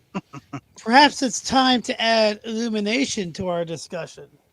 Shinzon. Illumination. That was Shinzon. Yep, the Empire considers this a matter of internal security. Dinatra? Yes. Okay, who's reading the transcript? I have an appointment with the Tholian ambassador. That Yeah, was it's Senator Cassidy Talora. Yates? No, That was Senator Talora. Senator Talora is correct. Yep. Bring back Senator Talora. Well, if you wouldn't suck other that than the straw dune buggy too stuff- long, you'd be able to breathe, stupid. Yeah. Other than the dune buggy stuff, I like the movie for the most part. I just don't know why he had to write a dune buggy. Because he wanted to go vroom vroom. It was written well. It was directed horribly. They were half asleep. I still the don't understand how story asleep sucked. those actors were. Well, the director didn't give a crap. He's like, I hate Star Trek. I just But you want to think get the actors paid. would carry it then, despite the director? You know, Follow I the think question. That dude needs to fry, I'm telling you. Never borrow a purse from Senator Talora. All right. Fill in the blank from Emissary. Cisco to Jake. Let's say we take the blank with us. the lake fishing, fish So we take the lake with us. lake. River, Pond. lake, Pond. Pond. Right? I believe it's Pond. The blank's office. People have to look up with respect. Overseer's Prefect. office. Yep. Wait, who got the yep? I don't know. I didn't keep track of who said it. I just heard somebody. No, but which was the right answer? I think I heard Omni first. I said prefect. Who? Yeah, What did you say? prefect. Prefect is the answer. Oh, okay. I don't know. That's not a okay. Sorry, I'm trying to read my writing. Blank fields and duranium shadows. Thoron. Thank you. Yes, very good. There's your wormhole, Jasad. Fill in the blank for Twalk quotes. The Wrath of Khan. Now you have something blank to think about. Carry on. Else. New. Something Yes. new. What's new? I'll agree to your terms if, in addition to blank, I'm not even going to finish the quote. Yourself. You deliver all data and materials regarding to the project called Genesis. Genesis? Like a blank, What's like that? Like a blank marksman, you keep missing the target. Poor. Poor marksman, you keep missing the target. Perhaps I no longer All need right, to. how about this one? Get back your blank. Get it back before you Ship. become a part of this collection. Command. Before you Back really do command. grow old. Yeah. McCoy. Command. Hey, Omni, what Yeah. did Garrick yell into the looking glass? Pursue! How can you be deaf with ears like that? Genesis! To your planet. Welcome. That's allowed. It's not. How can you have a yellow alert in space dock? What does that dude? Why does that dude have like a little baton with him? It's like a The horse riding prop. whip. Yeah, right. Yeah. Green-blooded son of a bitch. It's his revenge for all those arguments he lost. That's such a great one. What drug did he give him though in that scene? What was it called? Lexerin. Hang on, give me a Lexerin. minute. Lexerin, yeah. How many fingers am I holding up? Hey, John, do you know That- the name of the And alien that was race? not his hand. He can't do the salute. It was Yeah. somebody else's hand. John, do you know the name of the alien race that the Enterprise was sent to destroy in the episode Conundrum? That was the Lycian. Yeah. Very good. And do you remember the Oh, name of that their stupid first officer? episode. Do you remember the name of the first officer? Kieran Mike, McDuff. have fun, McDuff. dude. What is that? Have a good night, Mike. Take care. Mike. Do you Kieran remember the McDuff. name of the He drink? was a Sutteran. Do you remember the name of the drink that that was being made at the beginning? Sumerian Sunrise. Very good. Well, go In the Cola. traditional style. Mm-hmm. Because only Dana can make it. Do you remember how many people were killed when the Enterprise destroyed that ship? 47. episode. 42? I didn't write it down. I thought maybe I forgot to write it down. I got 47 out of 150. Okay, moving on. Aravic has a question. Okay, Aravic, what do you got? What composer was Picard listening to in First Contact? Mise? Berlioz. No. O'Brien met Bilby on which planet? Farius Prime. Very good. Dang. He's too good. Let's go. I'm ready. I gotta keep my muscles sharp. Let's go. You remember the Keep name 'em of the coming. cat? Do you remember the name of Bilby's Chester. cat? Chester. Yeah. Chester. I tried so hard. All right, wrong test. Now, what was the name? I have an honest question for you because a friend of mine was watching. What was that episode called? Honor Among Thieves. Thieves. Yeah. And the call girl that Bilby gets for O'Brien, my friend thought it was a little Bajoran. number. My friend thought it was a Bajoran. I'm like, those are not ridges. That's like an outward bump on her. Just some kind of scales or something on her. Yeah, I don't cares? know. Yeah. No, what race was she? I have Is what no I'm idea. trying to figure out. No Because idea. I've seen that race Doesn't before. give a dang. Discovery Klingon.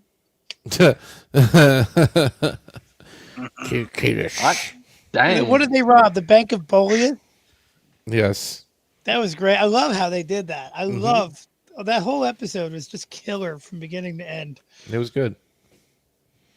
I liked just even the stuff on the station where suddenly the whole station breaks down just because O'Brien isn't there.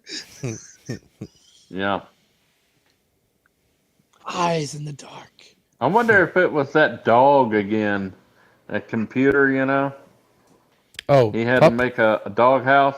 That's right. Whatever happened with that AI? They never really talked about that ever again. That was... It died because It died? remember they exploded. They exploded the ops when. Oh yeah, Dukat before they took handed it over to the again. Klingon, the Dominion. Yeah. Bye bye, doggy.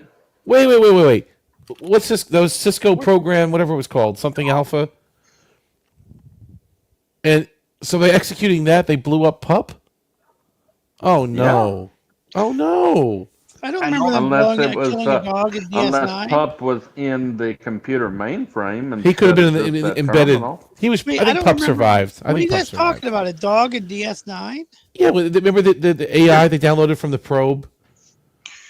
What and what probe? The one from season 1. What episode was that? It came from the Gamma Forsaken? Quadrant. Was it the Forsaken? Bashir was escorting the 3 Federation ambassadors.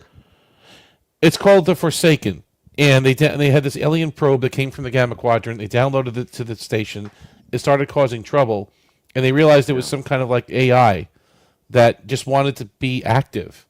Every time Chief O'Brien would leave his stations, something else would happen wrong on the station. And they called it Pup. That was the... I'm a DS9 fan. I don't remember that at all. It's called The Forsaken. Well, I guess we'll have to rewatch that episode because I haven't it's not a seen bad that episode. in 30 years. I think it's I haven't seen that episode in 30 years. No, It's like a disaster episode, too, Might on be the station. third season. I don't know. Season 1. Oh, season 1? Oh, okay. Season 1, yeah. All right, what That was sector, a good- John, That was a good one. did the secret Cardassian fleet gather? Oh, it was the Arias system. Arias, wasn't it? Yes. Who was what was the name of the new Cardassian leader at the end of season 7? Garrett? He didn't last too long. Yeah, he got killed pretty quickly. I believe in the founders. Oh, that guy. Oh, that dude. Hello. No. Son of a gun. At the end, yeah, that's Broca. Yeah. Yeah. There you go.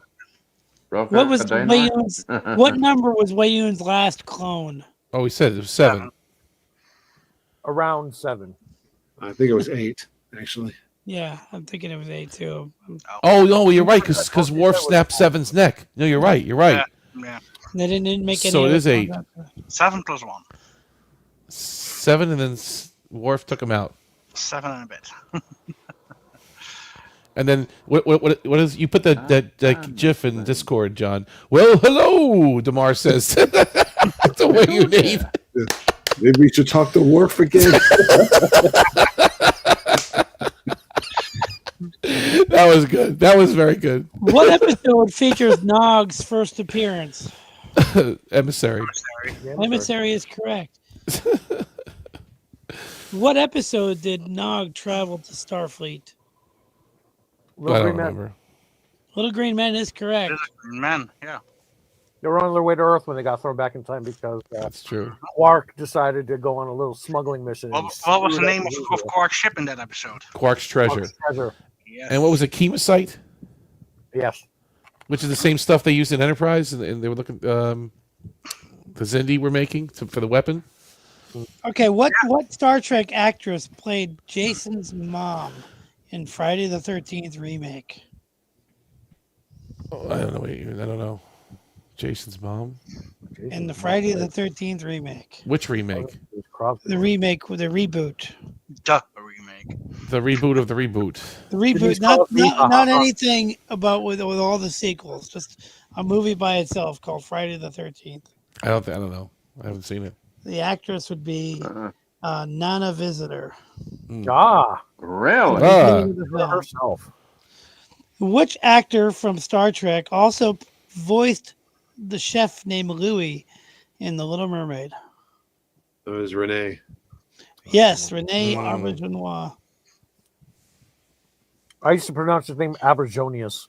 Oh no. Which Star Trek actor was an airline pilot in Die Hard 2? O'Brien. Yeah, that's it. Well, I mean, he was also in Under Siege around the same time. Yeah. And The Rock. Was he in that? Okay. Robert Rose Jr. asks, what rank was Kirk when he visited Axanar, from Whom Gods Destroy? Lieutenant? Yeah, lieutenant. Oh. Yeah, I think he was a lieutenant.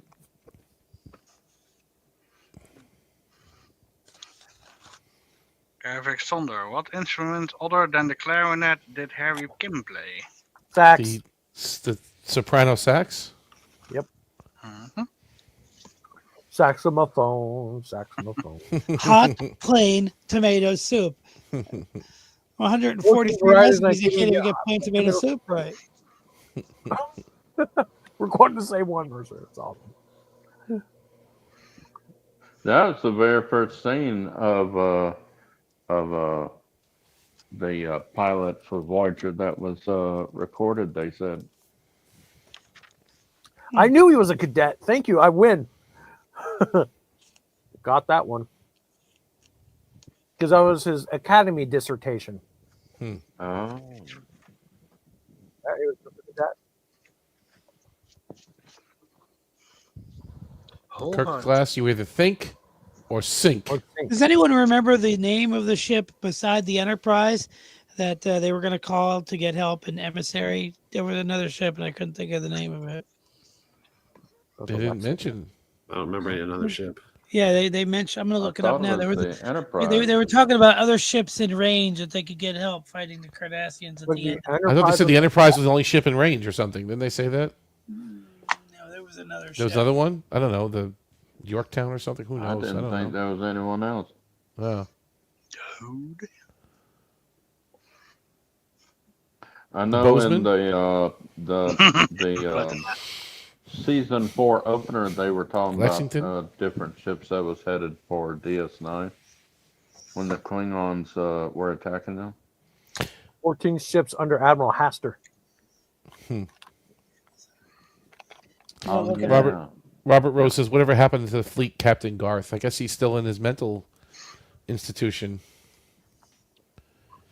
I thought they said that the medicine looked promising, that they could be healed. Oh, yeah, that's right. That's the reason why Julian said we've cured, they cured insanity in the 24th century. Dagger of the Mind? What was that one with the Tantalus device, right? Yeah. How did Garth Tantalus Field or something? Tantalus Colony. Tantalus Field was in Mirror Mirror. Yeah.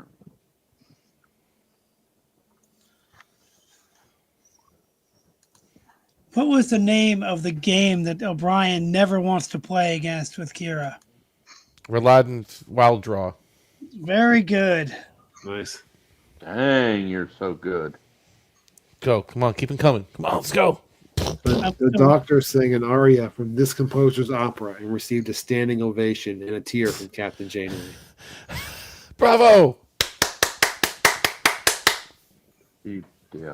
I remember in the episode he described it as a Neapolitan ballad, but I don't think he mentioned the name. I don't remember. Somebody says Neapolitan, I automatically think pasta or pizza. What? I think of ice cream. I was going to ice cream. Yeah, that's what I was thinking. The Doctor sang an aria from Puccini. Was this in? Hold on, Arabic. Are you talking about the one in? Rossini. This isn't Virtuoso. This is in Tinker Tenor Doctor Spy, right?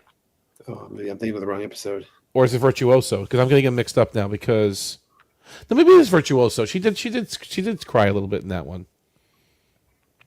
It's got to be that one. We want to hear the Doctor.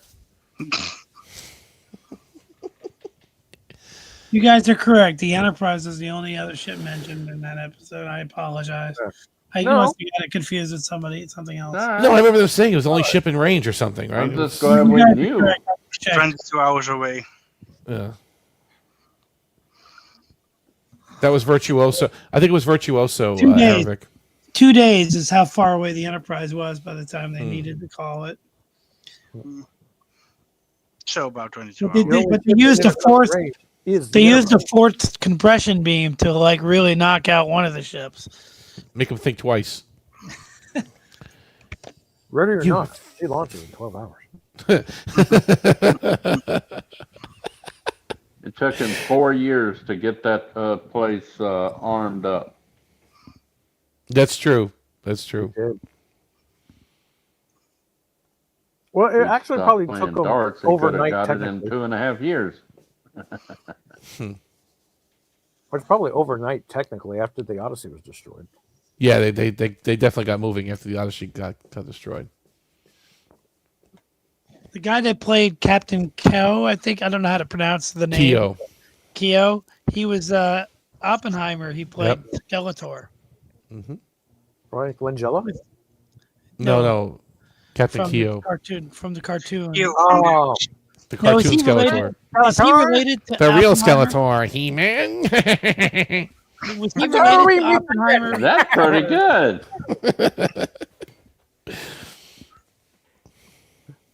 That's the best cartoon ever. That is, and it's by Filmation, who did the animated series, right? Yeah. There's a lot of sound effects that are similar. And like if you listen to them. Do you know that Star Trek was the only cartoon in Filmation's repertoire category? Stuff, all their shows that actually won an Emmy Award? Didn't know that. Yeah, that's terrible because TAS was a production disaster. The Enterprise is a disaster. John loves it. Okay, there must be other here's shit. a question. Oh, please. For John, here's the question. In the Negus. We need Jim Kirk. Oh, please. In the Negus, Cisco complained that which airlock was jammed? One on the outside. What's that? Which airlock was jammed in the Negus episode? Upper Pylon 3? No. I don't know. Airlock 9. Airlock 9. Okay. Robert asked, what rank was Picard on the Stargazer when he saved the ship? That's a good question. Captain. No. Well, did he assume commander, lieutenant? Lieutenant commander, maybe? I don't know. Was it? Lieutenant? I don't know. Jack Crusher outranked him? Well, Jack Crusher was a lieutenant commander, right? Or no?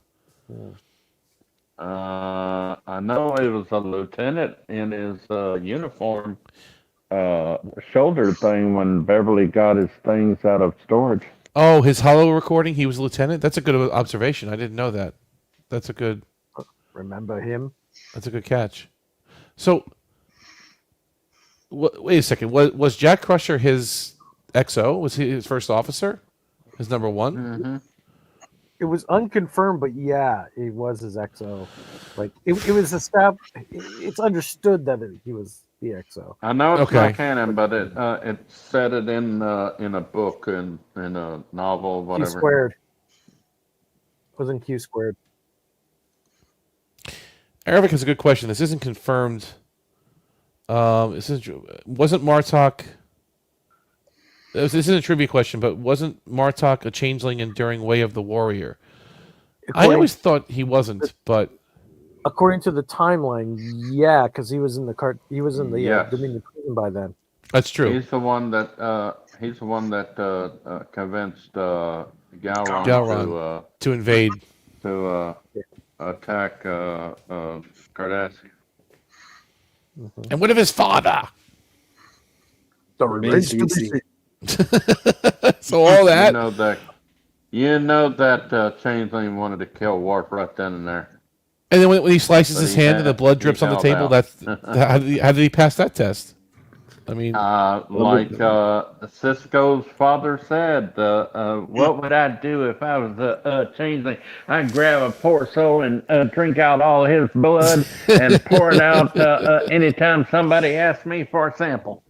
The blood will tell. You know what I found odd is that in the Negus, O'Brien knows that a Ferengi locator bomb is attracted to pheromones of the target, and yet when a similar device goes off in Garrick's shop, that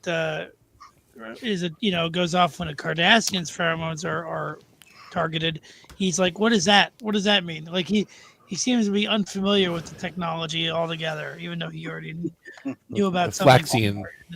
You blew up your own shop. It's kind of like in some episodes, like in the episode The Homecoming, Bashir says he's a history buff, and in Trials and Tribulations, he's like he doesn't know anything about history. He's not. I'm a doctor, not an historian. Yeah.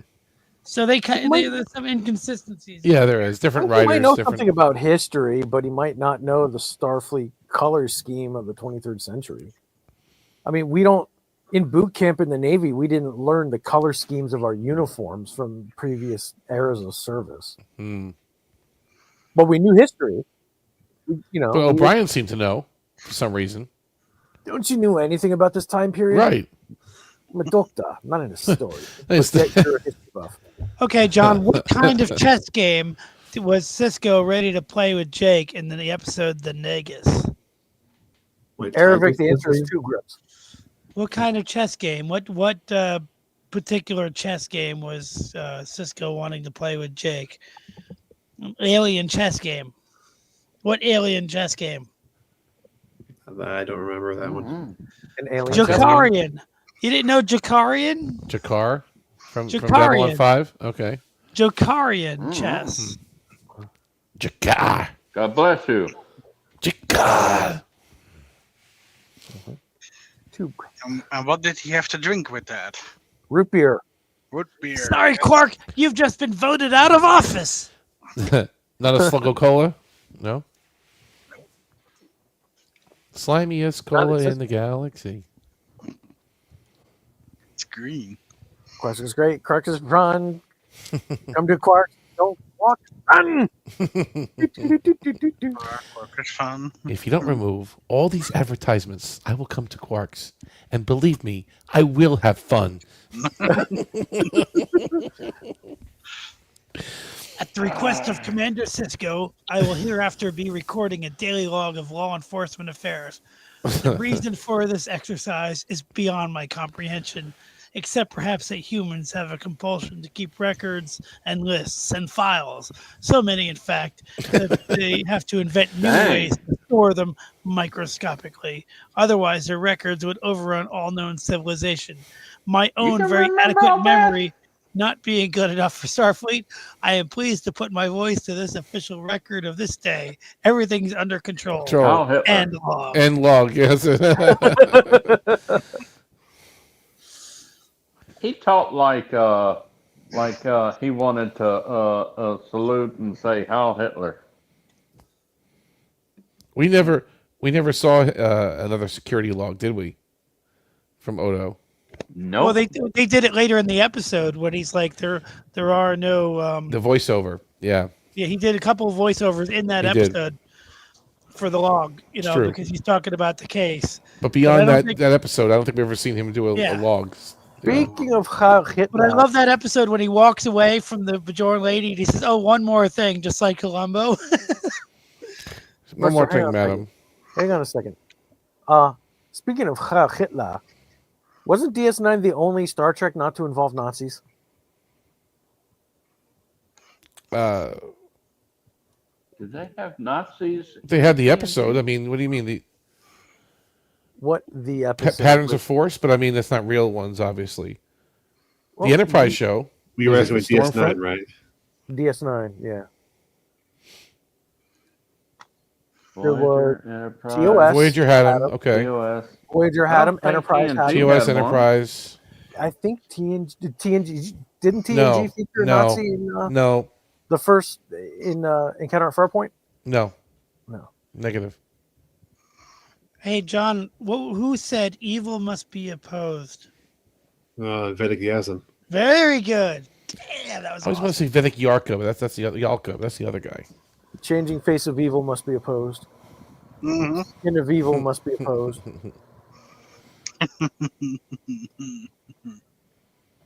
William Shatner Captain, if I'd had just one more vial of white, you never would have had a chance. I love Christopher Shea. I wish he got to play that character more. I will do the killing. Ron Barry had made. I wish Christopher Shea. Trelane He was Q. in what Enterprise episode? Here's a question: the guy that played what's his name? Kevon. Kevon. What Enterprise episode was he in? Who's He was. I think he was in 2, Kevon. but I know he was in one of them. Even was in Forza. Okay. Who did he play in Yeah, Enterprise? I don't remember now. Who the heck was Kevon? The Vorta. He was in the. He was in Rocks and the Shoals. episode where they find him on the planet where they crashed their stolen Jeopnerdy ship. And they crash land with. I'm talking about Rocks and Enterprise. Shoals. Right. I'm talking about Enterprise episodes. He was in 2 Enterprise episodes. I don't know who he this was? guy is. It wasn't I Rogue don't Planet, know. was it? I have no idea. He was a Suliban in Detained. Oh, he was. You're right. Yeah. Yeah. I forgot about And that. He was an Andorian in Ceasefire. I forgot about that too. And I thought he was in another Right. one, but I just checked and I was wrong. I thought he was in another episode. I couldn't see it. That's him though. You're right. Y'all are too darn smart for your own good. Hello, Tom. Oh. Irvin, Fetch question. Ferengi. Just introduced. I still can't figure out how that singer is related to the guy that was running the ship. You gonna sing the whole thing? You know what I like to hear? Oh, fat for Oh, okay. Is that the Lord Farmagal that I'm hearing? I hope she wasn't that really fat. She should have went to Quarks and played for a couple of episodes. I don't know why they didn't bring her back. Yeah. She was great. Suck salt. Never cared for it. Never. Nasty. Up yours too, lady. Nasty habit. Nasty hat. What's so nasty about it? It's salt. Just as a salt creature. Yeah, that's right. Mm-hmm. Suck salt sounds like a swear word. Yeah, definitely. It's like death sticks. I don't want any death sticks. You want to go home and rethink your life. I'm gonna go home. So Ethan Phillips played a Ferengi. What was the Ferengi's name? He played 2 Ferengis, actually. Did he? Oh, Played 3 Ferengis, actually. He played in Enterprise. Dr. Farador in Menage a Troy. Oh, that was Ethan Phillips? Dr. Farador? What was his name? Farrick? Yeah, I think it was Ferric. Farrick. He was in Enterprise as a Ferengi. That's the He was- answer you What want. was his name? What was the name? I don't of the remember that Ferengi? one. God. I remember he also was in Voyager when he impersonated a Ferengi. Oh, yeah. The Holy Pilgrim. The Holy Wait, Pilgrim, yeah. Who Jesus, was- you are too smart. The Grand Proxy. John is the godfather of Trek, and know about that. Omni is the godson. I'm of the, yeah, I'm Trek. the, Well, he's done it several times tonight. I will make you a trick Jeez. code. but I didn't remember the names though. I didn't remember the guy's name in Enterprise. I didn't know that.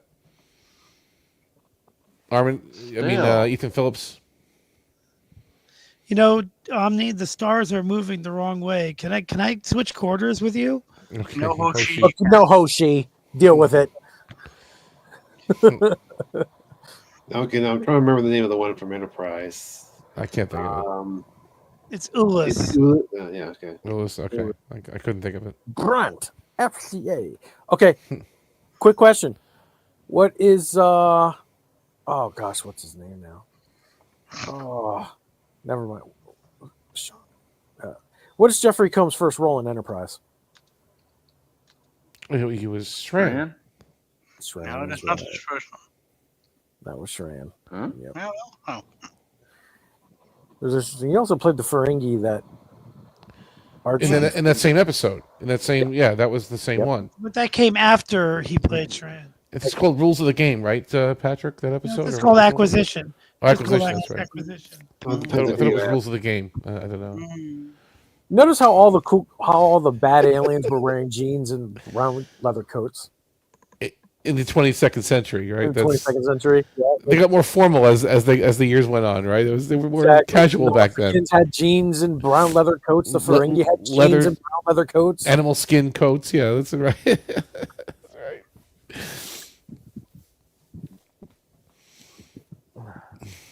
The Klingons had jeans and brown leather coats. They did. And they sang K-pop beautifully too in the 23rd century. Oh. No, they didn't. Oh, they didn't. Okay. K-pop, Klingon pop. Yep. You lose.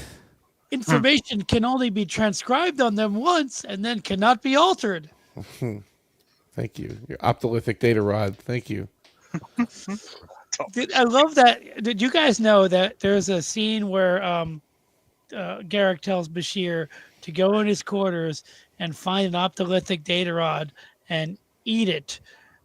And that was and the reason they wrote that is because originally that was going to be a single episode. It wasn't going to be a two-parter.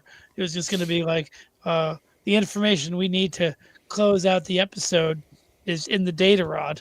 Bashir was going to go get it. But when they wrote part 2 on the fly, they still had all of part 1 up to that scene, and they just made it a joke. They didn't feel like rewriting it, Eat it. So they originally, Bashir was going to go in and get the data rod and found out where Garrick went, and they would get to it later, in some later episode. But when they made it a two-parter, you just said, well, just go in there and eat it.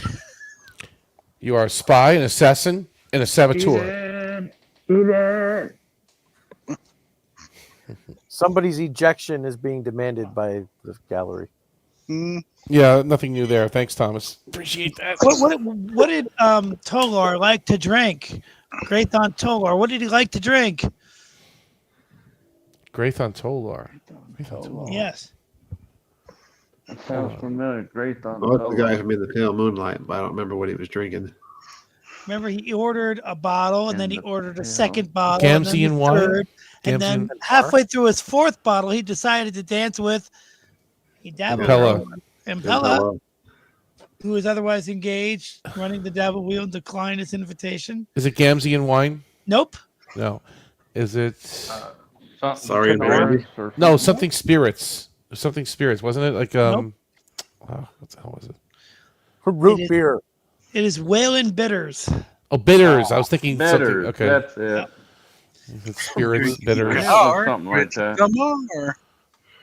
Whalen Bitters. Sounds Whalen, like the guy, Benson. Waylon the guy Jennings. from with the big goodbye, right?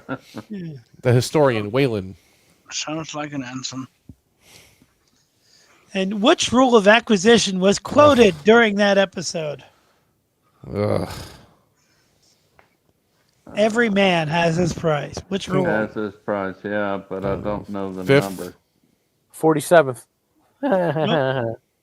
I thought when this came up in a recent game we 18th. did, I forget which game we were playing. I thought it was going to be part of that. The 698th. 98th. I thought it was like the 666th rule of acquisition. Satanic rule of acquisition. Every man has his price. Money, money, money, money. Man, I miss Bird. Yeah. Yeah, me too.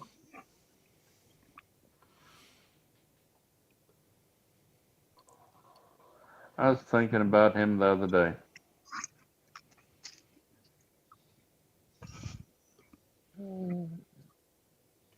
Good friends.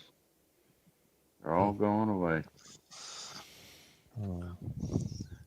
Who was So- Dax's friend of a friend who only she met once that she found on the casualty list in Maria. Pale Moonlight? On the Maria Cairo, I don't Tattaglia. know his name. Captain so-and-so? Nope. I think John Maria said it. Tattaglia. Yeah.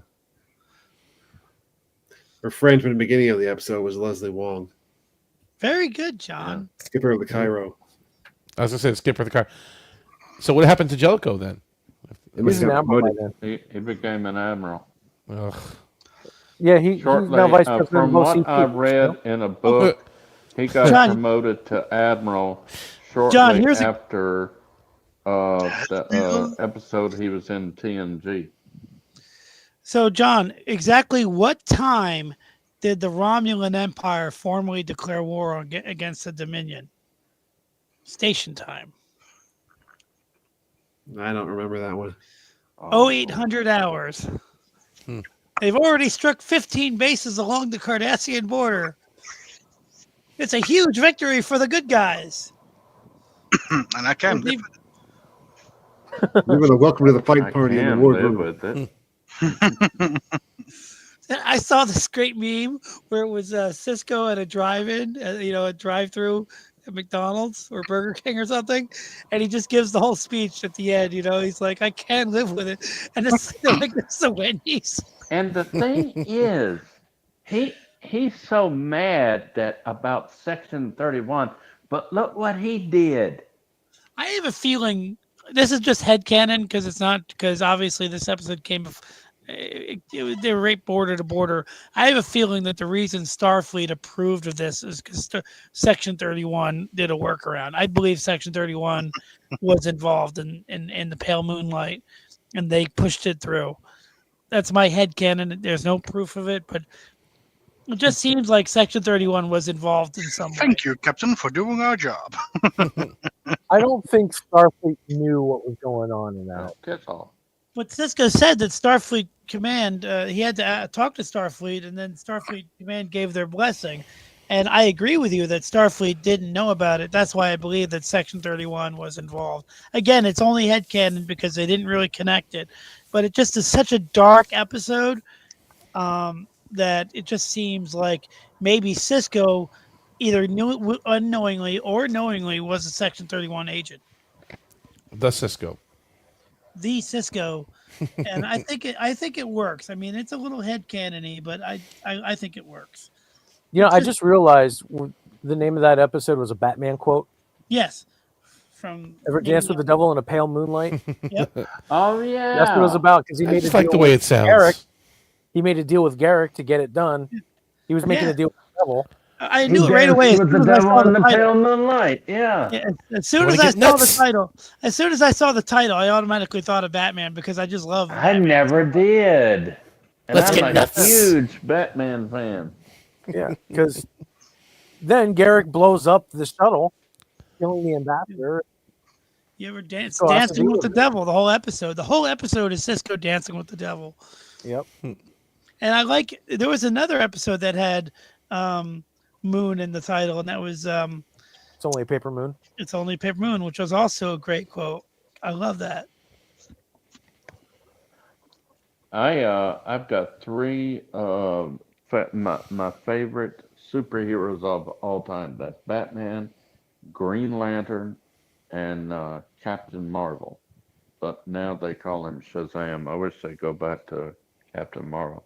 Well, because Captain And Marvel was taken by Marvel. my favorite Green Lantern is now Kyle Rayner.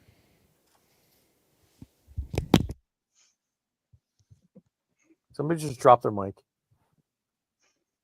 It wasn't me this time. It was a mic drop moment.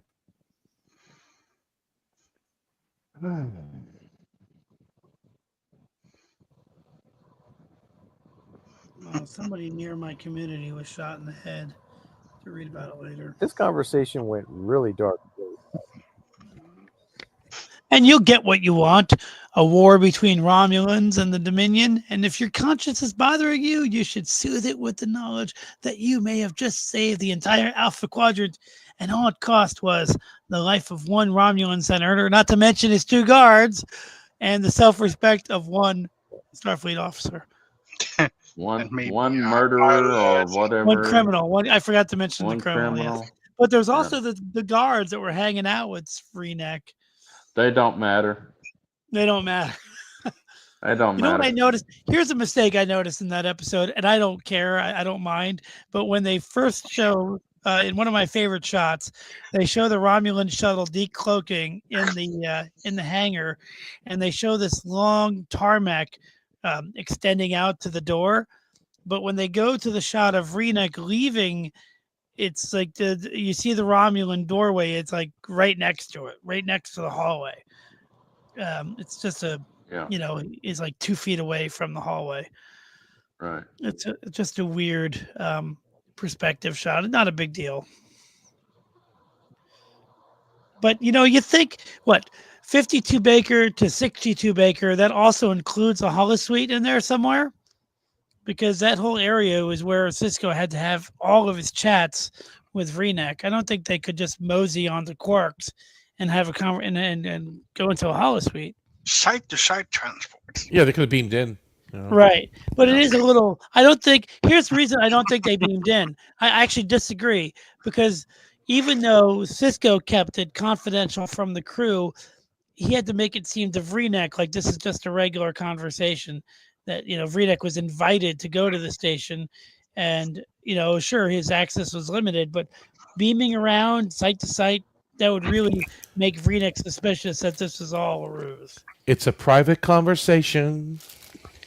All I'm saying is that I doubt that little hallway had a holosuite. That's all I'm saying. Don't do that to me. I'm sorry, I Don't couldn't. let anyone down this hallway except myself and Mr. Gary. Hello again, Mr. Ward. My favorite moment with Garrick. He wanted to say "F you." My favorite moment with Garrick is actually when he says, "Pleasure to see you, Mr. Worf." I don't know why I love that. It's just such a great. He rolled his eyes at that dude. He wanted to say the "F you" so bad. There's a lot of great scenes between Garrick and Worf. I think that was You calling fight well back for a tailor.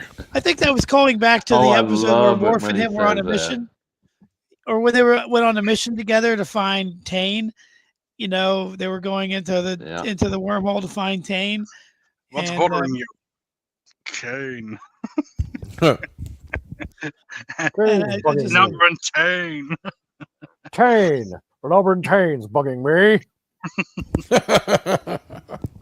Yeah, see? Yeah. You know what I really love, too? This is a subtle thing, but whenever Sisko is giving a log and he's narrating, they change how his voice sounds when he's not on screen.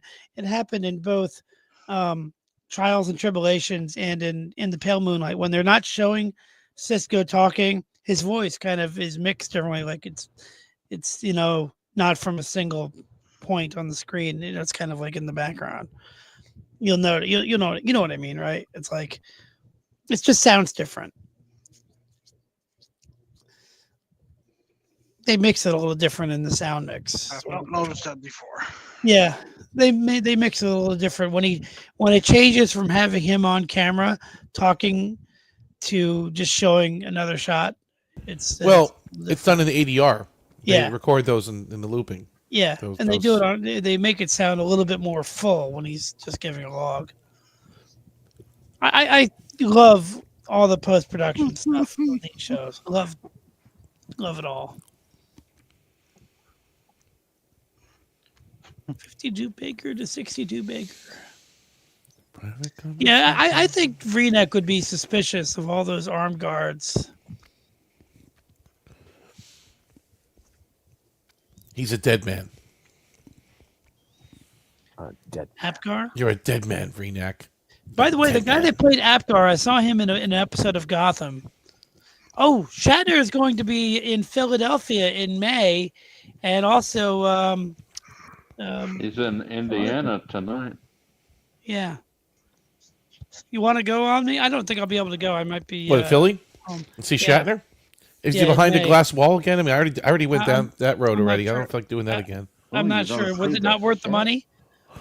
It might as well be a cardboard cutout. I mean, if I get to talk to him a little bit, maybe. But this time it's plexiglass. I mean, containment field. What's that? Put him behind a level 1 containment field. Seriously, I mean, I guess he's still worried about COVID and stuff, but I mean, come on, enough already. He doesn't want geek sweat on him. I know geek sweat is tough, man. Was, in a convention. COVID is over. It lost. I want to talk to him.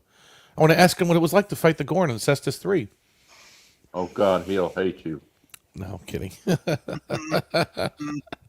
Excuse me. Now, if you produce a $500 bill when asking that question, he will very much love you. Give me Mr. $5,000 Shatner, please, and yes. I'll tell you to get lost. Yeah.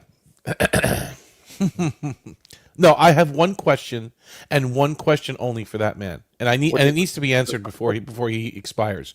Was Star Trek V a dream or not? I want to hear it from his lips. God, he'll hate you. No, because I mean it from love, because I wish it's not a dream. I never believed it was a dream, and I want to hear it. I want to hear it. He hates that movie now. Because, no, he doesn't. He'd still be proud of it.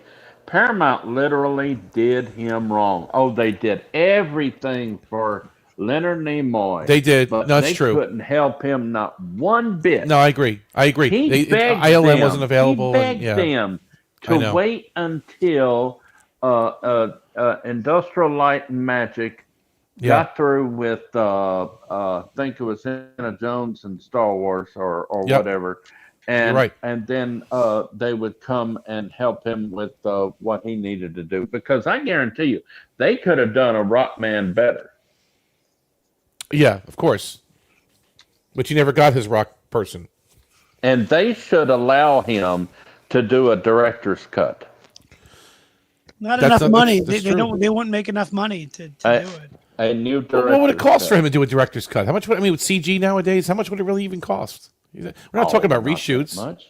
I mean, we're talking about just remixing a bit, right? Maybe a little bit of CG we're here, a little bit of something there. In HD and updating the graphics, the visuals. Yeah, the visuals were terrible in that movie.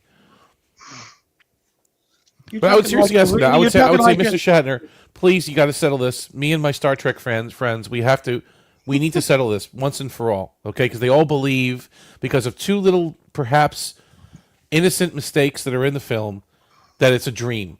And please tell me, sir, is it a dream or is it not a dream? And by the way, Bill Shatner and Leonard Nimoy both admitted that it was not William Shatner's suggestion that Uhura not sing.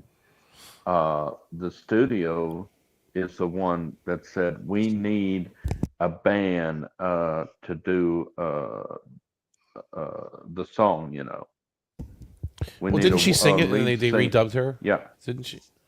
Yeah. By the way, I think she sang it, but they didn't use it because the executive said, no, we need to get somebody else. Okay. By the way, when I was talking to Kristen today about Shatner, because she wants to meet Shatner at some point, probably in September when he goes to the one in New Jersey, because I don't think she's going to be able to do Ticonderoga. Anyway, she mentioned that she's really shy, but she really loved meeting you at the convention. Yeah, she's great. She's a sweetheart. She just kind of wishes she could go back and live that day again. It was fun. Yeah. We'll do it again next time. She's very shy around new people, but with both you and Matthew, she felt really. Well, we're like-minded. I mean, we like the same stuff, you know. Right. So she's a kindred spirit. She's a real sweetheart. So you're very lucky, you know. And it's good. We had a great day. I mean, today she just wrote to me and she said it was a perfect day, and that's what I'm doing. I'm not rushing anything. Beautiful day. Beautiful day. I'm not trying to put a title on our relationship. I'm not. If she wants to, that's fine. I'm not saying are we boyfriend, girlfriend. I'm just taking it one step at a time. That's great, man. I'm enjoying it. That's the way to do it. Girl nerd. Oh, so you're saying he's coming to Jersey after Philly? Yeah, he's coming to New Jersey in September. September? That's when because she wanted to go see him in Ticonderoga, but it's probably going to be an expensive tourist trap kind of thing. So she wants to do Ticonderoga like a regular set tour visit, without all the hype. Yeah. And then see him in September in New Jersey.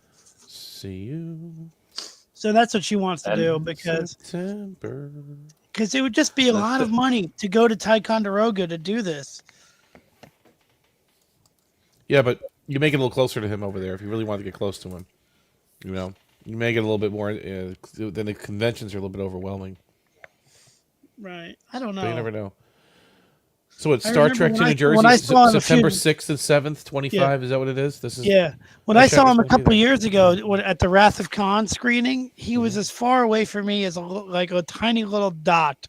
Me and Jason from the Penske podcast Discord, he paid and we went to see Shatner do a little talk after the Wrath of Khan at a big building.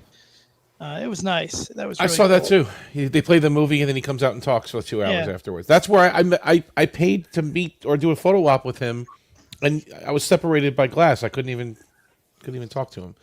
Might as well have been a cardboard cutout. I should have invited Jason to the convention. He's a really cool guy too. Because he was sitting there behind a piece of glass. It's crazy. Well, he's charging Shatner's charging $165. I'm sorry, what's that? Was that due to COVID? I think. Well, it was a few years ago, so maybe he was still sensitive to it. And he is older, and I kind of understand. You have all these people breathing on him and coughing on him, and I kind of understand it. I do. But in the other, we're paying good money to have a photo opportunity. I'm not going to touch him. I'm not looking at him. Just can I go, hello, how are you? Thank you. Okay. Can I look at him a little bit, and he'll look at me, and I can maybe make a joke or something. No, he just sat there like a statue. But well, here's the thing. The reason I'm very cautious is that neither me nor Kristen have like what you'd call salaried jobs. We're kind of working. Actually, she might be getting one at the conservative conservatory that she might be working at. The point is that even with that, it's just tough to know, to make sure all of the money it's worth it. I mean, we want to make sure we're not getting a package where you get minimal. Just we want it to be worth it. Well, you're going to need to have a salary to afford this because Shatner wants $165 for a photo op with him. Just so you know, at the Marriott in Whippany, New Jersey on September 7th.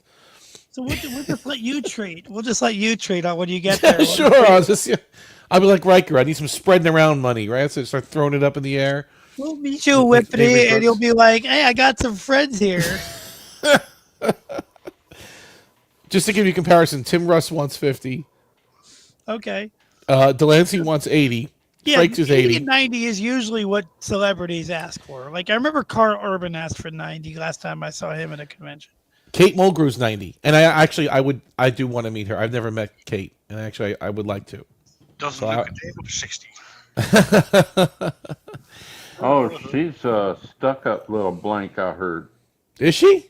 No, Who? really? That's what I heard. Kate Mulgrew. Dude, if I met her, I would not talk about Star Trek. I would talk about Remo Williams, The Adventure Begins. That's the only thing I would talk about. I'd get her to sign my Blu-ray. Bring your DVD, bring your Blu-ray of Remo. She'll sign it for you. I took my date out to see that movie. Yeah, it was great. And I wouldn't even call that a date, really, to tell you the truth. That was just me and a church member going to see it. I asked her if she wanted to go see it, and she said, yeah. And she was good in that movie. She was really good. She was only in like the last half of the film. She didn't. I mean, she had a scene early in the movie, but she didn't really come into the movie proper until the last half of the film. And they also had Robert Kilpatrick from Siege of AR-558. He was a bad guy in that movie too. Mm-hmm. Oh, the one with the tooth. The one with the tooth, and in AR-558, he had the Ketracel light tubes. He was one of the guys that survived. Yeah. He was one of the dudes that survived at the end, and I really wanted them to bring him back at some point during season 7. He was an awesome character. Too bad Vargas died. I kind of wish that Vargas had lived because he was such a complainer. He's like, yap. Do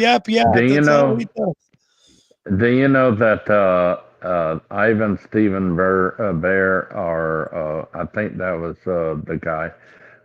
He was at that filming of that AR, whatever you just said. 558. Bill Mummy was a guest star in that Yeah, from that Lost in episode, Space. and when he died, and the director said cut, he came out and said, "Ladies and gentlemen, Star Trek has just killed Will Robertson." Right, that's fine. And the other thing that was funny is that Nicole DeBoer, who played Esri, who had to like console him when he died, she had this brief fight scene where she's fighting a Jeopnard that's literally 3 times her size. She's like, "How did I get involved in this?" Because she's fighting a Jeopnard that's literally 3 times her size. And you wonder why they couldn't just use wide beams from their phasers and destroy all of the Jeopnard in 2 shots. Well, we've discussed this before, and one Did of we? my theories is that it's come up in any case a number of times, and my headcanon is that using the wide beam depletes the batteries very quickly, so that's why they don't use it unless they absolutely have to. Yeah, I'm glad they didn't because it made for a better story, but it's just a little something I thought about. Oh, I hated those phasers in Star Trek 2009. I actually liked them. Here's the thing. I'll tell you. There's a scene where they beam over to the Romulan cargo bay, or what they think is the cargo bay, and the mixing on that scene where it's just you hear phasers ricocheting off the walls, and in surround sound, that scene is one of my favorite scenes for shootouts in any movie. It's fantastic, and I love the way like the phaser goes from blue and then it clicks over to red. I thought that was cool. It looks like a phaser and a photon torpedo. Well, they're pulsed. They're not like beams. They're like little shots. But I love the sound effects and that the sound mixing. I think it might have been Ben Burt. Did Ben Burt do that movie? It might have been Ben Burt who did the movie. Star Wars Blaster. Who did the sound mixing in that movie? Because I think it might have been Ben Burt. Ross McQuarrie.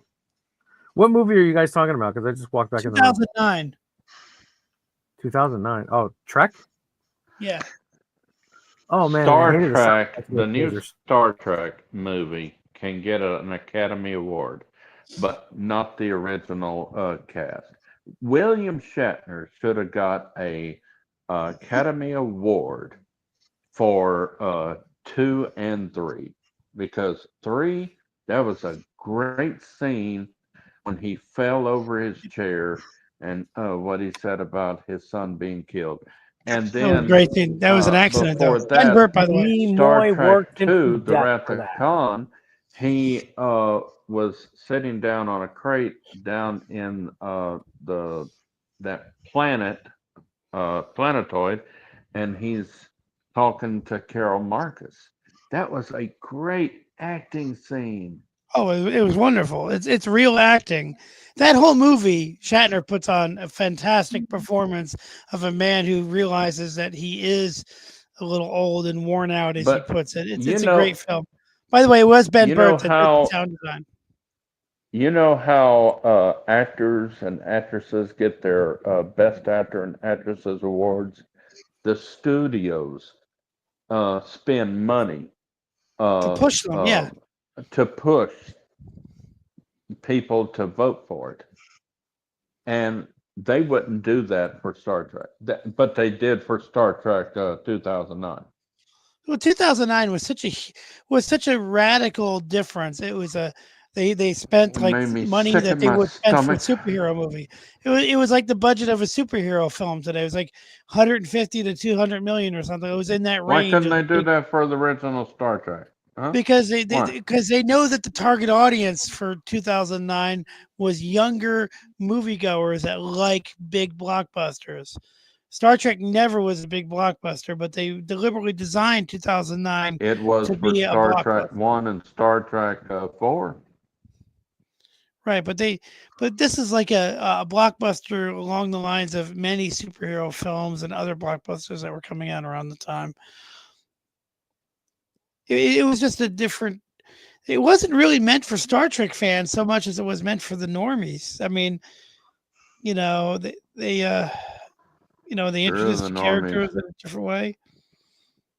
The normies is what. All I got is my bones. America. All I got is my bones. Lord. I didn't like that. I did not like that scene. That is No? not why he was called Bones. Oh, It's I know because that. I know. He's a Yeah, doctor. Sawbones. but it was still funny. It was still funny though for people.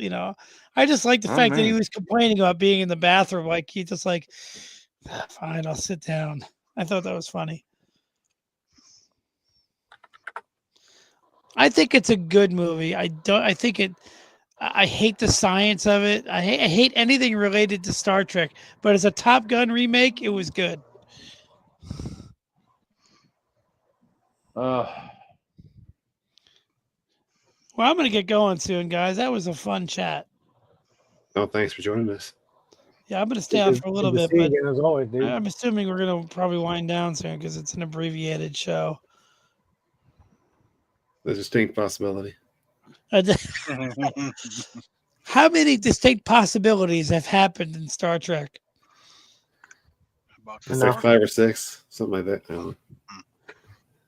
I did a video on it once. Yes, you did. Garrick says it the best. It's a distinct. He's talking about Mila, right? He stretches it out. Well, a couple of times he says it. Yeah. It's distinct. That's he holds an S. It's Well, great. kind of lets you know that he's a snake. Yeah. It's distinct possibility. By the way, I loved Mila as a character. Her first appearance on the view screen was great, but when they brought her into the show, the last couple episodes of What You Believe Behind, I thought that was awesome. I thought she was really cool. And she had a kind of a sense of humor too. She felt like a real character. Definitely a great character. For Kardashian. For Kardashian. For Kardashian! I haven't watched those episodes in a while. I should probably throw those on soon. But I want to watch Voyager. If you guys ever want to watch Voyager, I haven't seen the majority of the episodes. Oh, you don't want to know which episode I watched today? I used to like Voyager, but now oh God, they should never have done that episode about Tuvix. I still hate her for that. Understandable. Genocide. Genocide. Not. It's still forbidden. What you call genocide, It's Janeway calls it forbidden, day's all right. work. Day's work. Right. If it was happened here, she'd be at the World Court. Maritza's dead. He deserves to be dead. Dude, Duet is so damn good. But yes, Tuvix was one of the episodes that I watched today. Do you think that when they killed Maritza at the end of the episode, when they actually stabbed him, do you think that could have been cut and the episode would still been good? Mercer, here's one for you. You are a vicious bastard, and I'm glad you're dead. I'm glad you're dead. I love that. Batman. John, He you was haven't so an answer good for in that, that though. movie. What's that? Wasn't John going to say something about the question that you asked about not getting stabbed? Yeah. I think it would still be a good episode if you remove that, but I think that bit makes it even better. Okay. Because I was listening to the Penske podcast, and they thought that the ending was good, but the very ending, meaning that stabbing scene, kind of overdid it a little bit. That's what they think. And it's an interesting thought. It's almost like they pushed it a little bit too much. Yeah. But again, it's done for Kira's growth because you see an arc Right. with her. She starts the episode one way, and she ends up in a completely different place in her mind. The beginning of the episode, she would never have any compassion for any Cardassian whatsoever. But through the experience of the episode, and then ultimately his death, and you see her crying almost, or she's upset, that she's grown. So that's why it had to happen. It didn't have to happen, like John said, but it did for her sake. Actually, you're kind of right. It almost had to happen. That's a good story. Is all about once you see it happen, there's no other thing they could have done. That's when a good story has been told. when a good story is made of therefores rather than and thens. You know what I'm talking about? Like this happens and then this happens and then this happens. That's not a good story. But when something happens and therefore something else happens and then therefore something else, when there's a real cause and effect to everything that happens, then you know you're in the midst of good writing. I just don't understand because sickbay is right across the, they're 20 feet away from the infirmary. That's the only part that gets me. But right. I mean, whatever. He's dead. He's dead. They couldn't. Nobody ran to the infirmary, get the doctor, and You got 15 seconds before I have Tuvok drag you. drag you to sickbay. Just to answer Thomas. Am I in jail with a Cardassian? So just to answer to Thomas's comment from so 2 Viz questions on Friday. Who knows? And maybe even this fall, the clown.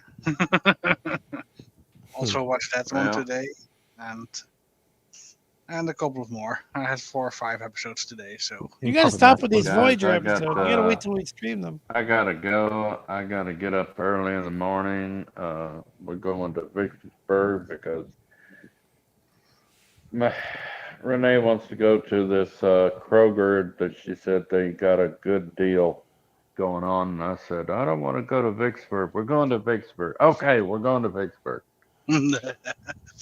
Overruled. Yep. Welcome to it, catch Jay. y'all next Saturday, y'all. Take care and Thanks, All Jay. right, dude. Thank you. Be good. All right. Be good, Jay. Bye. See you later, Jay. right. Good to see you. Be good, brother. Good to see y'all. Later.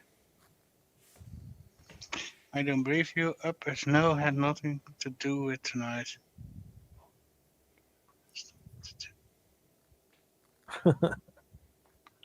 No, up as no had nothing to do with tonight. I know, but I watched Attack of the Clones yesterday. Thomas, you're wrong. Up is yes. Come up here and hang out with us. Up is yes. On up. You said you watched Attack of the Clones, Mercer? Yeah, and I like the fact that they brought in the Jedi Twi'lek character into the battle at the end. That was pretty cool. Well, I've heard that they're gonna. Sorry, go ahead. No. It's what were you gonna say? I didn't have anything important. Well, what I heard is that they're gonna release Revenge of the Sith back in the theaters. I want to do that for the anniversary. I want to do that. I don't think I'll be able to, but I want to because I don't know what my schedule is going to be. I don't know if I'm going to be going through. I would definitely see that in a modern theater with the sounds and everything. That would definitely, especially with some of those battles. Order 66 is my favorite. I mean, sure, I don't know any of those Jedi, so that's kind of weakened it a little bit, but it's a great scene when. Oh, when did I miss this news? Ahsoka got renewed for 2nd season last year. Oh, really? Yeah. Oh, yeah, I knew that. They're bringing back, what's his name? Hayden Christensen again, right? They said, and Ewan McGregor. They both signed on to do it. Rebel season 7. Or season 6, sorry. To return in as a flashback, I guess. Again. Dude, what is up with this movie, The Electric State? It cost $320 million to make. Yeah. What is that? Don't know. It's a kids movie, actually, from what David Cullen was saying. Yeah, it's got like a super low critic score on Rotten Tomatoes, but the audience score is like mid-range to high. I can't believe Netflix would spend that's more than probably Avatar it cost. It is Dave Cullen claims it to be the most expensive movie ever made. Which one? The Electric State. Oh. It's got Millie Bobby Brown and Chris Pratt. The whole thing. Yeah. I'm curious to see it, even though Dave Cullen spoiled the whole thing. Crazy though. Like Netflix has to do something about their budgets. He said it was too cliche. It's amazing how much they get. They have to be getting a lot of money back on their returns. Netflix is doing something about their budgets. They're raising prices, like they always do. That's true.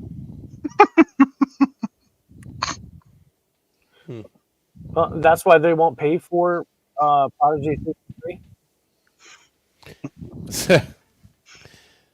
I It's just been don't sold off. understand what producer You would call it greenlight a divested. film like that for $320 million. I just don't understand how that can happen. It's probably for investors. Like, yeah, you have to spend big to appease your Chinese investors. So what are you using our money for? We're going to do this. Okay, yeah, we're automatically going to make this back, even though the movie sucks. Promotions. The movie sucks Yeah. because people are going to hate watch it, just like they did Section 31. That's right. Section 31 started a new trend. Hate It watching. didn't start a new trend. It didn't start the trend. I'm sorry. Section 31 put a punctuation mark on the trend, where if you release everything to streaming, you will make 250% back on it, no matter how bad it is. And guaranteed, we're going to get a sequel to that before we get season 4 of the Orville.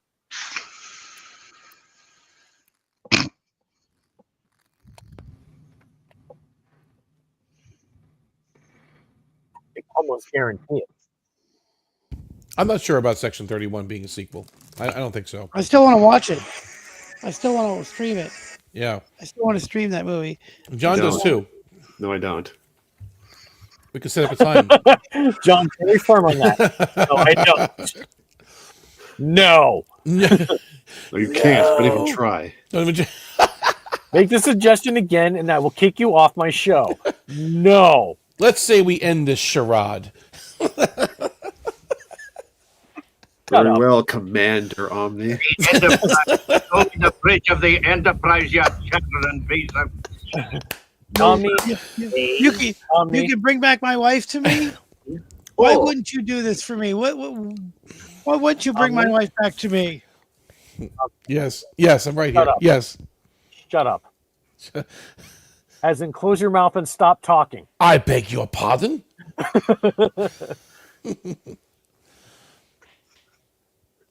Deanna, back off. Back off, Will. I sense a lot of hostility. Back off. I should go back and watch that episode. I haven't seen that in a while. The new Star Trek Online ships are looking pretty cool. They've got a late 23rd century refit of the NX-01. It looks pretty sweet. That looks pretty nifty. It's a lockbox ship, though, so you got to be playing and you got to spend a lot of money on keys. The thing that sucks about Star Trek Online, the more you play, the more you see all these cool things that everybody else has and you want it, but you got to spend money on lockbox keys. I don't play it.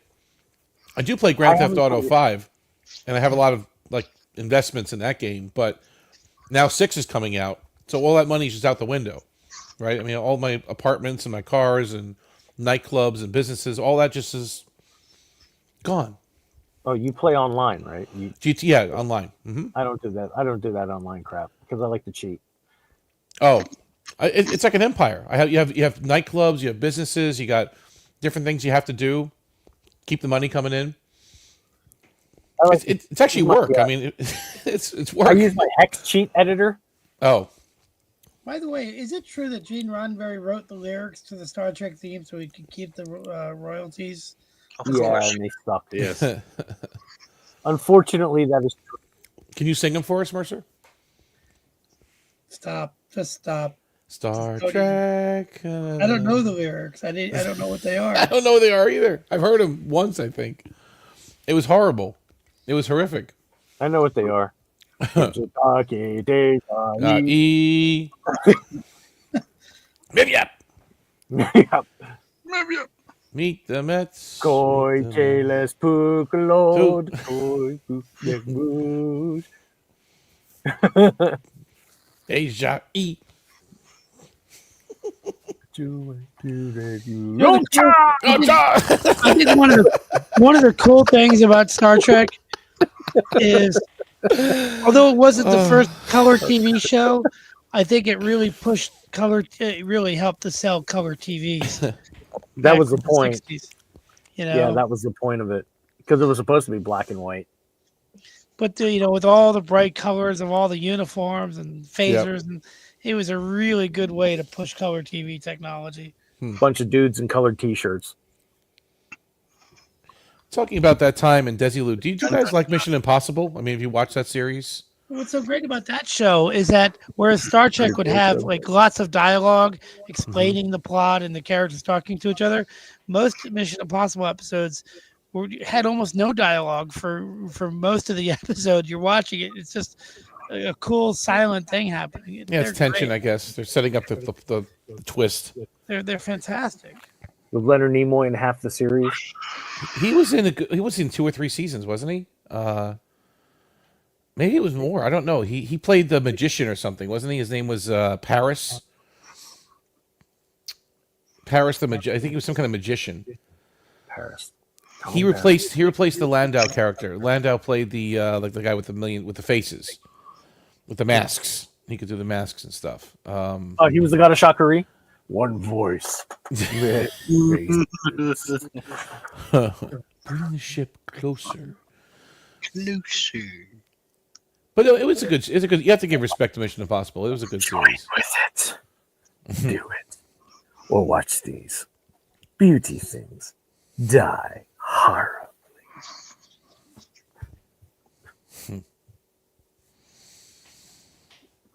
John needs a new avatar. Oh, do I? Yeah. Because I keep calling you the god of Shakari, so I need to put your face as the god of Shakari. He has to beard for it. Indeed. What does John need with a starship? John needs a starship. That's According not. to my information, there are exactly 1,547 lens flares in J.J. Abrams' Star Trek films. Ugh. Oh, That's too many for me. They literally would shine the light in front of the camera just to get the lens flare. Yeah. It was all deliberate. you couldn't see half the movie. They toned it down a bit for the next two because they got a lot of crap for that. They did get a Oh lot no, of, they didn't. It was terrible. But it's less though, right? It's no. Into Darkness was definitely not a dark movie because of the lens flares. It was a freaking bright movie that you couldn't see half of. Also, you said the title wrong. It's Into Dumbness. Dumbness? Okay. It's actually not that. It's Star Trek Under the Poop Shelf. The poop shelf.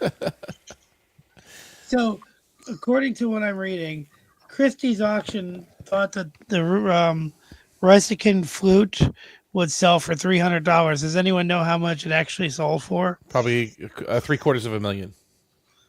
Not quite that much, but $500,000. 48,000. That auction broke my heart. Those things should be on display in a museum. Yeah. Belongs in a museum. For the Star Trek series, then be auctioned off. When you auction something off, you're basically declaring your franchise dead. Yeah, that's what Star Trek is because it's been auctioned off. That broke my heart. That was a funeral. No, it was sad, but then again, the fans get a chance to own a piece of the series too. It belongs to them, right? And they were giving back to that. They were letting them buy into it, or at least buy their piece of it. How many people melted that stuff down to its bare components? I don't think half of the people that bought that actually kept it as, preserved. They probably gave it to their kids and played with it. And no. If you're spending $48,000 for a flute, I think you're going to keep it. You'll keep it somewhere safe, right? You're not going to let it. I think you'll put it on eBay and sell it for quadruple what you paid for it. That flute is gone. All right, let me ask you a question. Money is no object, right? Would you spend $50,000 on Picard's flute? Hell no. You wouldn't do it. Even just out of principle, you wouldn't do it, right? Absolutely not. I'd make my own replica. Okay, what would you spend $50,000 on? What prop would you spend that kind of money on Star Trek? Cisco's baseball. Cisco's baseball. Okay. None. If I had the money, but not the one that he gets signed by everybody, but the one that Ducat finds on his desk and says he's coming back.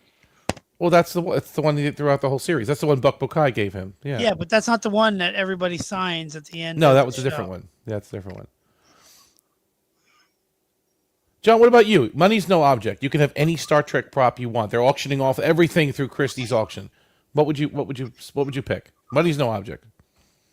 Well, if I had to pick something, it'd probably be the model of the original Enterprise. That one, the one that's in the Smithsonian, or the A from the movie, or what? Oh yeah, well, if I had to pick just one, I guess I have to go with the original. Yeah, like the Connie. Yeah, in the Smithsonian. In the Smithsonian, which they actually painstakingly restored that thing pretty well to get it exactly even better than it was original. I actually really would like, I would want that to be in the Smithsonian, even if I had the money for it. But I wouldn't mind having Greg Jean's model that he did for Trials and Tribulations. That model was gorgeous. Yeah, it's a good model too. Like, that's the way I think. I mean, I think everybody should see the original model, and I would, if I could buy it, I would buy Greg Jean's model because it just looks awesome. I always wanted a tricorder. Like I would take one of those, a screen used one. Dude, you know what they should do? They should mix a tricorder with that box that Michael was carrying the CPU around for Kit.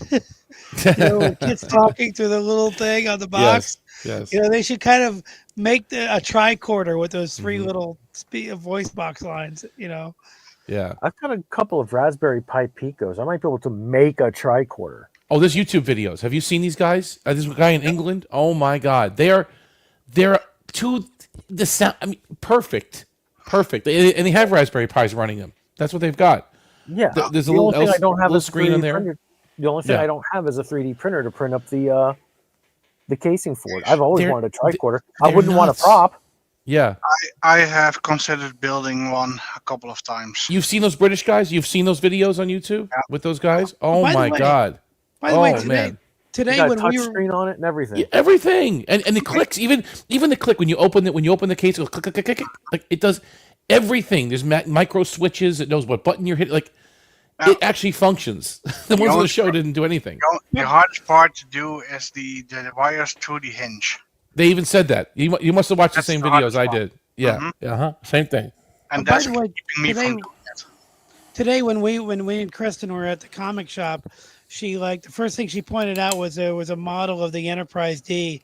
She's like, "What do you think, Nick?" And it was like a snap together model, 9 pieces, and yeah. What do you think? You think that would be worth building? Well, Patrick's doing one right now. You're starting an Enterprise D model. I'm collecting all the stuff I need. Yeah.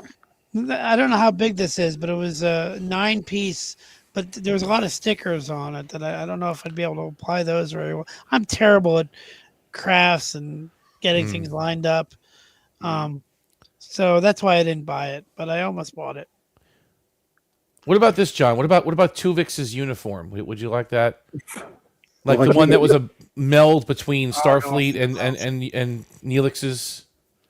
Well, if I can't get the Enterprise, that's a good second choice. Tuvix must be honored. Justice for Tuvix. Tuvix's uniform, screen used. Will always be remembered. You know what I wouldn't mind? I know what I would want. In that case, What's I know that, what Tokyo? I want. I would get one of these two models. The first one would be the original filming model for the space dock, or Deep Space Nine.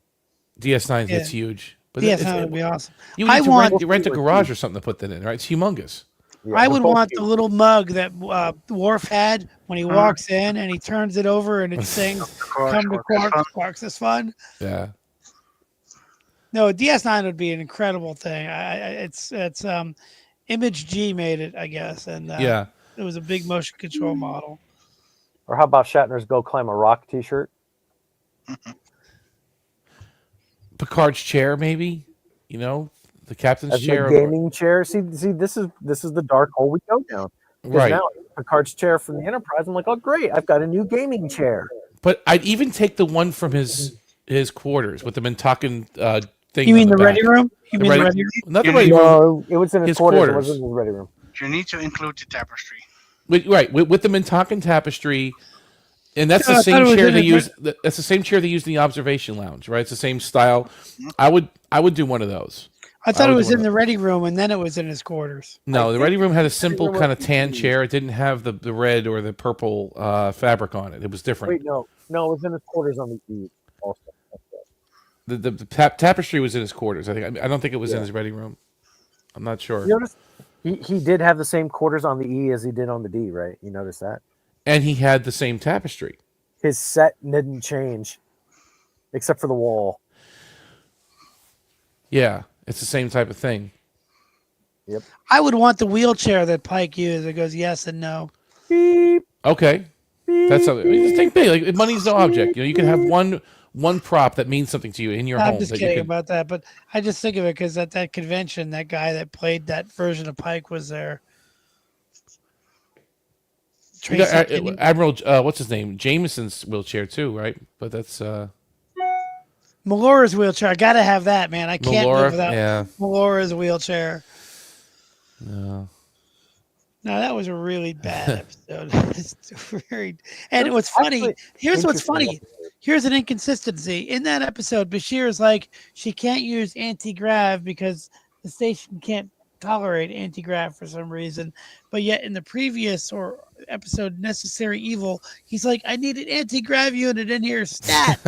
And they bring one out to carry Quark to sick bay. Yep. Maybe Janeway's chair from her reading room. Maybe I don't know. Like I'm trying to think. It's really memorable stuff. I would do the flute. I wouldn't spend $50,000 for it, but I would. The flute means something. Could they auction off the chick from the disease? You know what I want? It's not exactly Star Trek. I want Mercer's Kermit the Frog. Because in the Orville, he's got a Kermit the Frog doll on his desk. Yeah, good one. You see the comparison that I did, or that's some I re-upped it. Somebody did a comparison of Kermit the Frog with the aft section of the Orville, and it was the exact same. What? Yeah, the design of the Orville's aft section was the Kermit the Frog. I know. Oh, I did see a T-shirt with that, but I don't quite get it.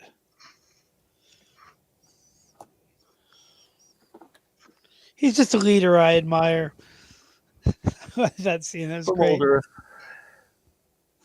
I like when Bortus comes in. He's like, after he leaves, he's like, I want eggs now, because they're talking about the eggs that Bortus lays. I want eggs now. What do? You sit on the egg? Yes, the gestation period is 28 days or something like that. What do? Just sit on it? So the whole for 28 days, Bortus has to sit on this egg. It's so funny. I'm really having trouble thinking of something that I would want of an original prop. Money's no object. I mean, I know you like models and stuff. You like all that, those Outside type of things. of the Outside original models, Voyager model, right? Outside of the original Voyager model, I cannot come with anything that I would like. Of course, phasers and tricorders are stuff that I would like, but Yes, me too. But not something iconic. Really So like iconic. Janeway's chair or Cisco's chair or something from their quarters or Let's get the sex candle for Cinnabon. oh yeah. Guys, if we chip in, just imagine how much that man would cherish that candle. If we got that candle for him, if we did a GoFundMe and we the whole world chipped in, we were able to buy the damn thing and gave it to him. What are you buying? What are you talking about? The Ronin candle. Oh, okay. I thought you were talking about buying the Enterprise on Blu-ray series for Vice President. No, we've already talked about that. I mean, that's Does that have to do with the sex candle? I would give money for that. But he would cherish that. Like he would put that somewhere in his house in a position of prominence. You know that, okay? Like that would be. He would look at it and smile and go every time he saw it. I wouldn't mind having K7, the K7 model that Jane built. Yeah. Yeah,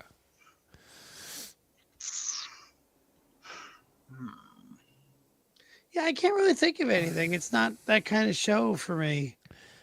I mean, Star Wars probably has more props that I would love to have than Star Trek.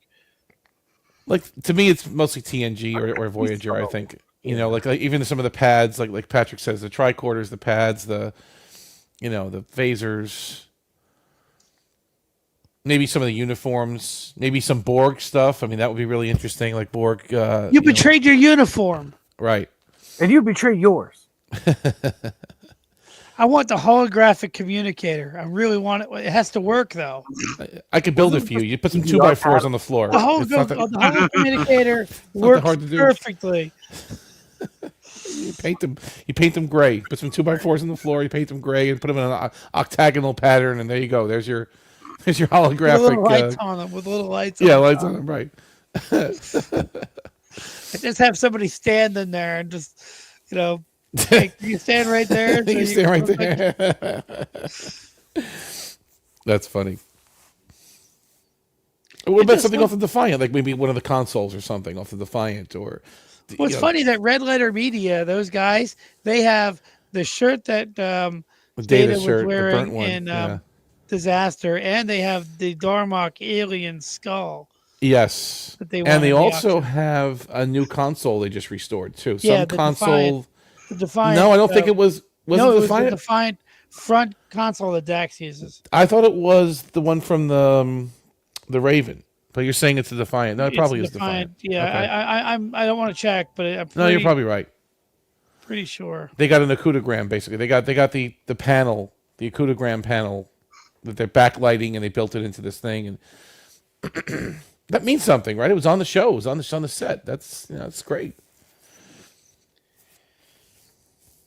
Yeah, I don't know how they must make a lot of money because that's expensive stuff. I love Red Letter Media. I love when they do their trivia shows. They're funny. Maybe one of the plaques. Oh, okay. That's a good call. Then you can read it. You know what's on it at that point. You'll know it. You'll have it right there. And then when the Sheliak contact you, all you have to do is walk over to the plaque, and dust it with your finger, kind of rub your finger together with your thumb, and then say, "Okay, open the channel." So which plaque would you choose? Enterprise D or Voyager? And me too. Leaning towards Voyager. Of course, in this way, whenever the Voyager questions come back up, you don't have to search for it. It's right on your wall. It's on your wall. That's what I'm saying. It's right there. The launch date is on the plaque. It's right there. It's on the wall. How the hell did you know the launch date? I've got the plaque. Just look behind me. Oh yeah, there it is. John changed his avatar to the god of Shakari. By the way, did you ever notice that in the Orville, Kelly has the album cover for Journey Escape on her office wall? Yep. Shakari, a vision you created. In eternity, I've been imprisoned in this place. Now, has it been established in canon, or is it just a fan theory? The Cytherians are the same race as God from Star Trek V. The who? The what? The Cytherians are the same race. No, I don't think so. As the God being. You're saying that because it's the center of the universe? Is that why? Yeah, and they're giant heads, bodied head. Yeah, and that's the idea, is that they're supposed to be the same race, but it never was firmly established. Unless he's an evil one, like there was a cast guy out. Yeah, an evil Cytherian. The next star system. By the way, they learned so much from the Cytherians. Some of that technology could use. God scream. They probably. My theory is this. Remember that they spent 10 days in the company of the Cytherians before they went home. I think that's how they got the technology to build the dune buggy from Nemesis. The Cytherians, gave them knowledge. It would take years for Starfleet to scholars to study, to build a great dune buggy, to roam the inside desert. of a shuttlecraft. Okay, got it. Yeah, that's my theory, of course. I just can't believe the dune buggy thing is a thing. I literally saw Patrick Stewart in an interview saying, I think Picard just needs to drive. That's just what he wants to do, is drive. I don't understand that logic at all. Like, I just can't figure it out. I can't wrap my head around it. It's time for some unsafe velocities. Yeah. I just don't understand that scene. I did like how annoying B4 was. He's like, Why is do it you appropriate to talk now? Bye. Why? I mean, there could I'm be a in a scenario room where a with buggy lights. makes sense, though. I could see it where. But it just so happens that the bad guys have dune buggies also. Right. And I know. machine- I know. That's the problem. Yeah. It's just it's like they just wanted an action scene was set against this like weird sunset from Three Kings. You know, that's the It's only called reason. contrived. Yeah. Hashtag contrived.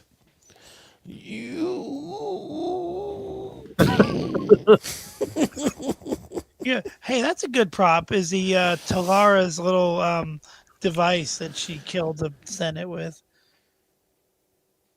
Bring back Senator Talara. How about this? What was that name of that radiation? Mytholic Phaleron. Phaleron. Phaleron. Oh, I was saying Phaleron. mytholic radiation. Phaleron. That's not a bad prop. The one Robin Curtis used. What was it? The psionic generator, the Stone of Gaul, in Gambit. Is that what it's called? The Stone of Gaul. Okay, right. Is that what it's called? Or even a Oh, the Catrick Arc. Toxotot. The Toxotot. Yeah. I would want. Or even a Catrick Arc from Enterprise. That's a great. By the way, I love that idea of a Catrick Arc. You know, some artifact that can hold a Katra. Could you die and you put your soul into it by mind melding with a rock? With a clay it's weird, figurine. but I like it. A Horgon, Toxotot. Those are nice things that can fit right on your desk. What is that? Don't worry about that. That's a Toxotot. Don't worry about that. Just you don't need to know what that is. It's very important. What is it made out of? Trilithium? It's from the future. Trilithium. It was so weird when that scene happened, and Riker's like trilithium. He comes out wearing this uniform that it doesn't fit him. That's I think Cisco's it's Avery uniform. Brooks. Yeah, it is. Yeah. But that was the first scene that you see him in this uniform. He's like trilithium. I'm like, what the hell are you wearing? And his sleeves are rolled up in a weird way. Like he rolled up the sleeves, but the blue shirt underneath is still there. It was very odd. Just that whole movie, and I love that movie, but it's so there's so many strange things about that movie. I almost think, and this is just me, that they should have worn those uniforms that they had at the beginning for the whole movie. Just the TNG uniforms, you mean? Just the No, regular ones. the ones that they had on the 18th century vessel. Because when they walked on the real bridge with those uniforms, they all looked awesome. You know, when they came out of the holodeck and they were going to the Armageddon Observatory, and they were on the bridge with those 18th century uniforms, they looked awesome. So do you want them to beam over to the Armageddon Observatory in those uniforms? No, but just like when they're on the ship, when they're on the bridge. I all I'm saying is that that scene where they step onto the bridge with their swords and those uniforms, the crew looked awesome. They just looked cinematic and they looked awesome. I mean, I really think so. You tiny little life. Learn to get in the spirit of things. Live for the moment. Do something unexpected. Get it? Got it. That was dumb. That was the dumbest part of the whole movie. No. There were some dumber parts of the movie. Ada. That was not funny. Open Sesame was pretty dumb. Yeah. Look, Mr. Tricorder. You could say the clown can stay. The Ferengi in the gorilla suit has to go. Be right back. That movie is a great movie to annoy people that hate Star Trek. One of the things I love, because I used to watch it on VHS all the time, just have it on. I love that they darkened everything. When Riker comes into the ready room, I'm like, this is how you light drama. You make it so his shadow is huge against the wall. I just love the way they lit it. Alonzo lit it. It was great. It was clever. And I love the sunlight beaming through 10 forward. It just looked awesome. Mm-hmm. I agree with you, Thomas. That was awful. You know, actually, I liked that scene. Beyond. I liked that scene to Beyond. It was cool. No. Beyond is a fun movie.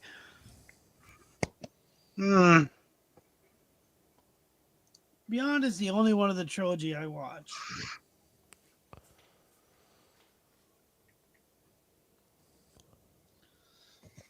I love the police. They have like police ships. When they get into Yorktown at the end of the movie, and there are these like police sirens going on. I thought that was kind of funny.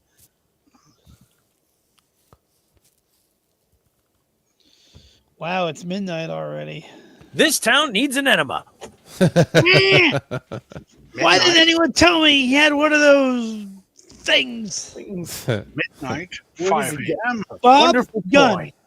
I can't believe he killed Bob. I mean, Bob was always there for him. He was the perfect henchman, giving him so much intel and information. Never let him down, and he killed him for no reason. You are my number one. Guy. I watched Batman Begins when I was cleaning last night. That's a good movie, but it's a lot of exposition. Not as much as the Batman. You are perfectly placed to solve Gotham's problems or something like that. Yeah, the Batman. I like the Batman. I mean, it wasn't great. It was But you okay. sleep. Oh man, I can't. Gentlemen and ladies watching in the chat, if there are any left, I will make my exit now because I've got a lot. I think John's going to wrap it up anyway. We're at the 3-hour mark. Yeah. Thanks for hosting. Thanks for hosting Jeopnerdy, not Jeopnerdy. Yeah. Glad you could join us. Oh, and by the way, next week I'm working on Saturday, so I probably won't have a stream, but hopefully back in 2 weeks. That would be great. Back to normal. At that time, I'll know when I'm going to be available. For processing. I can't say for sure when Jeff is going to be back, but if he's not available, then we can have another chat stream next time. Jeff can take his time with what's going on with him. Of course. Yeah, that's more important. I mean, Yeah. we just be supportive and, whatever he needs. Yeah. So he's got his woman. He's happy.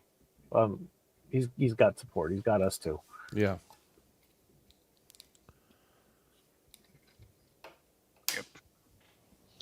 Oh, by the way, real quick before we go, I've never played these Lego games before, but we were playing this Star Wars Lego game, and there's a scene when they have to, the turbo lifts on the Death Star don't work because the Empire knows that, there are rebels running around the station.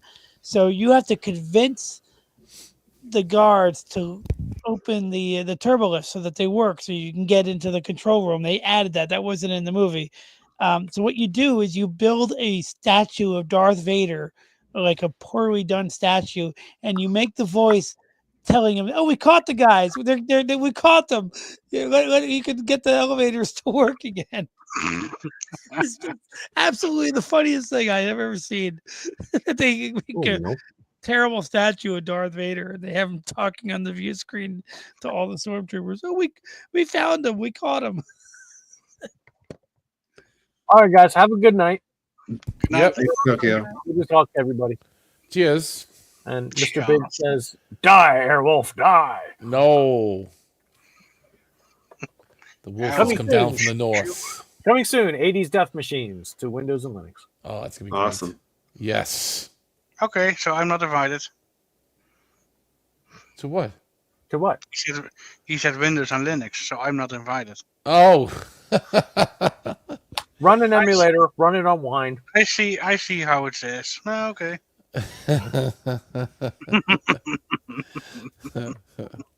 But there's an Apple II version coming out. Okay, 8-bit. It's coming. Not with these graphics. See you Luckily, guys. Take care later. Most Linux things will work on macOS, so. And then there were free.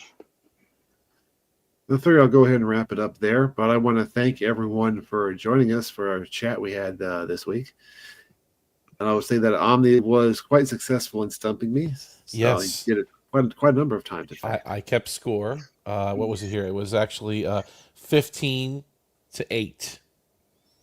If you were keeping points. Very but that's impressive. okay. Wow. That's all right. Good job. Very. Nicely done. I'll try it again. You might have another opportunity in 2 weeks. There are more questions. I hope we get back to the regular show by then, but if not, I'll come up with some more Stump John questions. Actually, they were fun though. Yeah. I don't want to make them like stupid hard, like the registry number of a shuttlecraft that we never saw on screen. Like we'll have to rewatch that part. I missed that part. Yeah, I just came up with a few like maybe 10, 15 questions for John, that to try to stump him, and he got most of them right, but some of them he didn't get right, and so because he never gets to play Jeopardy. Jeopardy, he doesn't get to play, indeed. Right, but then again, you have to make him harder questions. You can't give him softballs. I mean, it's John we're talking about here, right? So, all right, it's good. Oh, it was fun. Thanks for having us, John. Thanks for having us, John. Yes, and thanks everyone for joining us, both on the panel and the chat. So, like we said, hopefully we'll see you back in 2 weeks.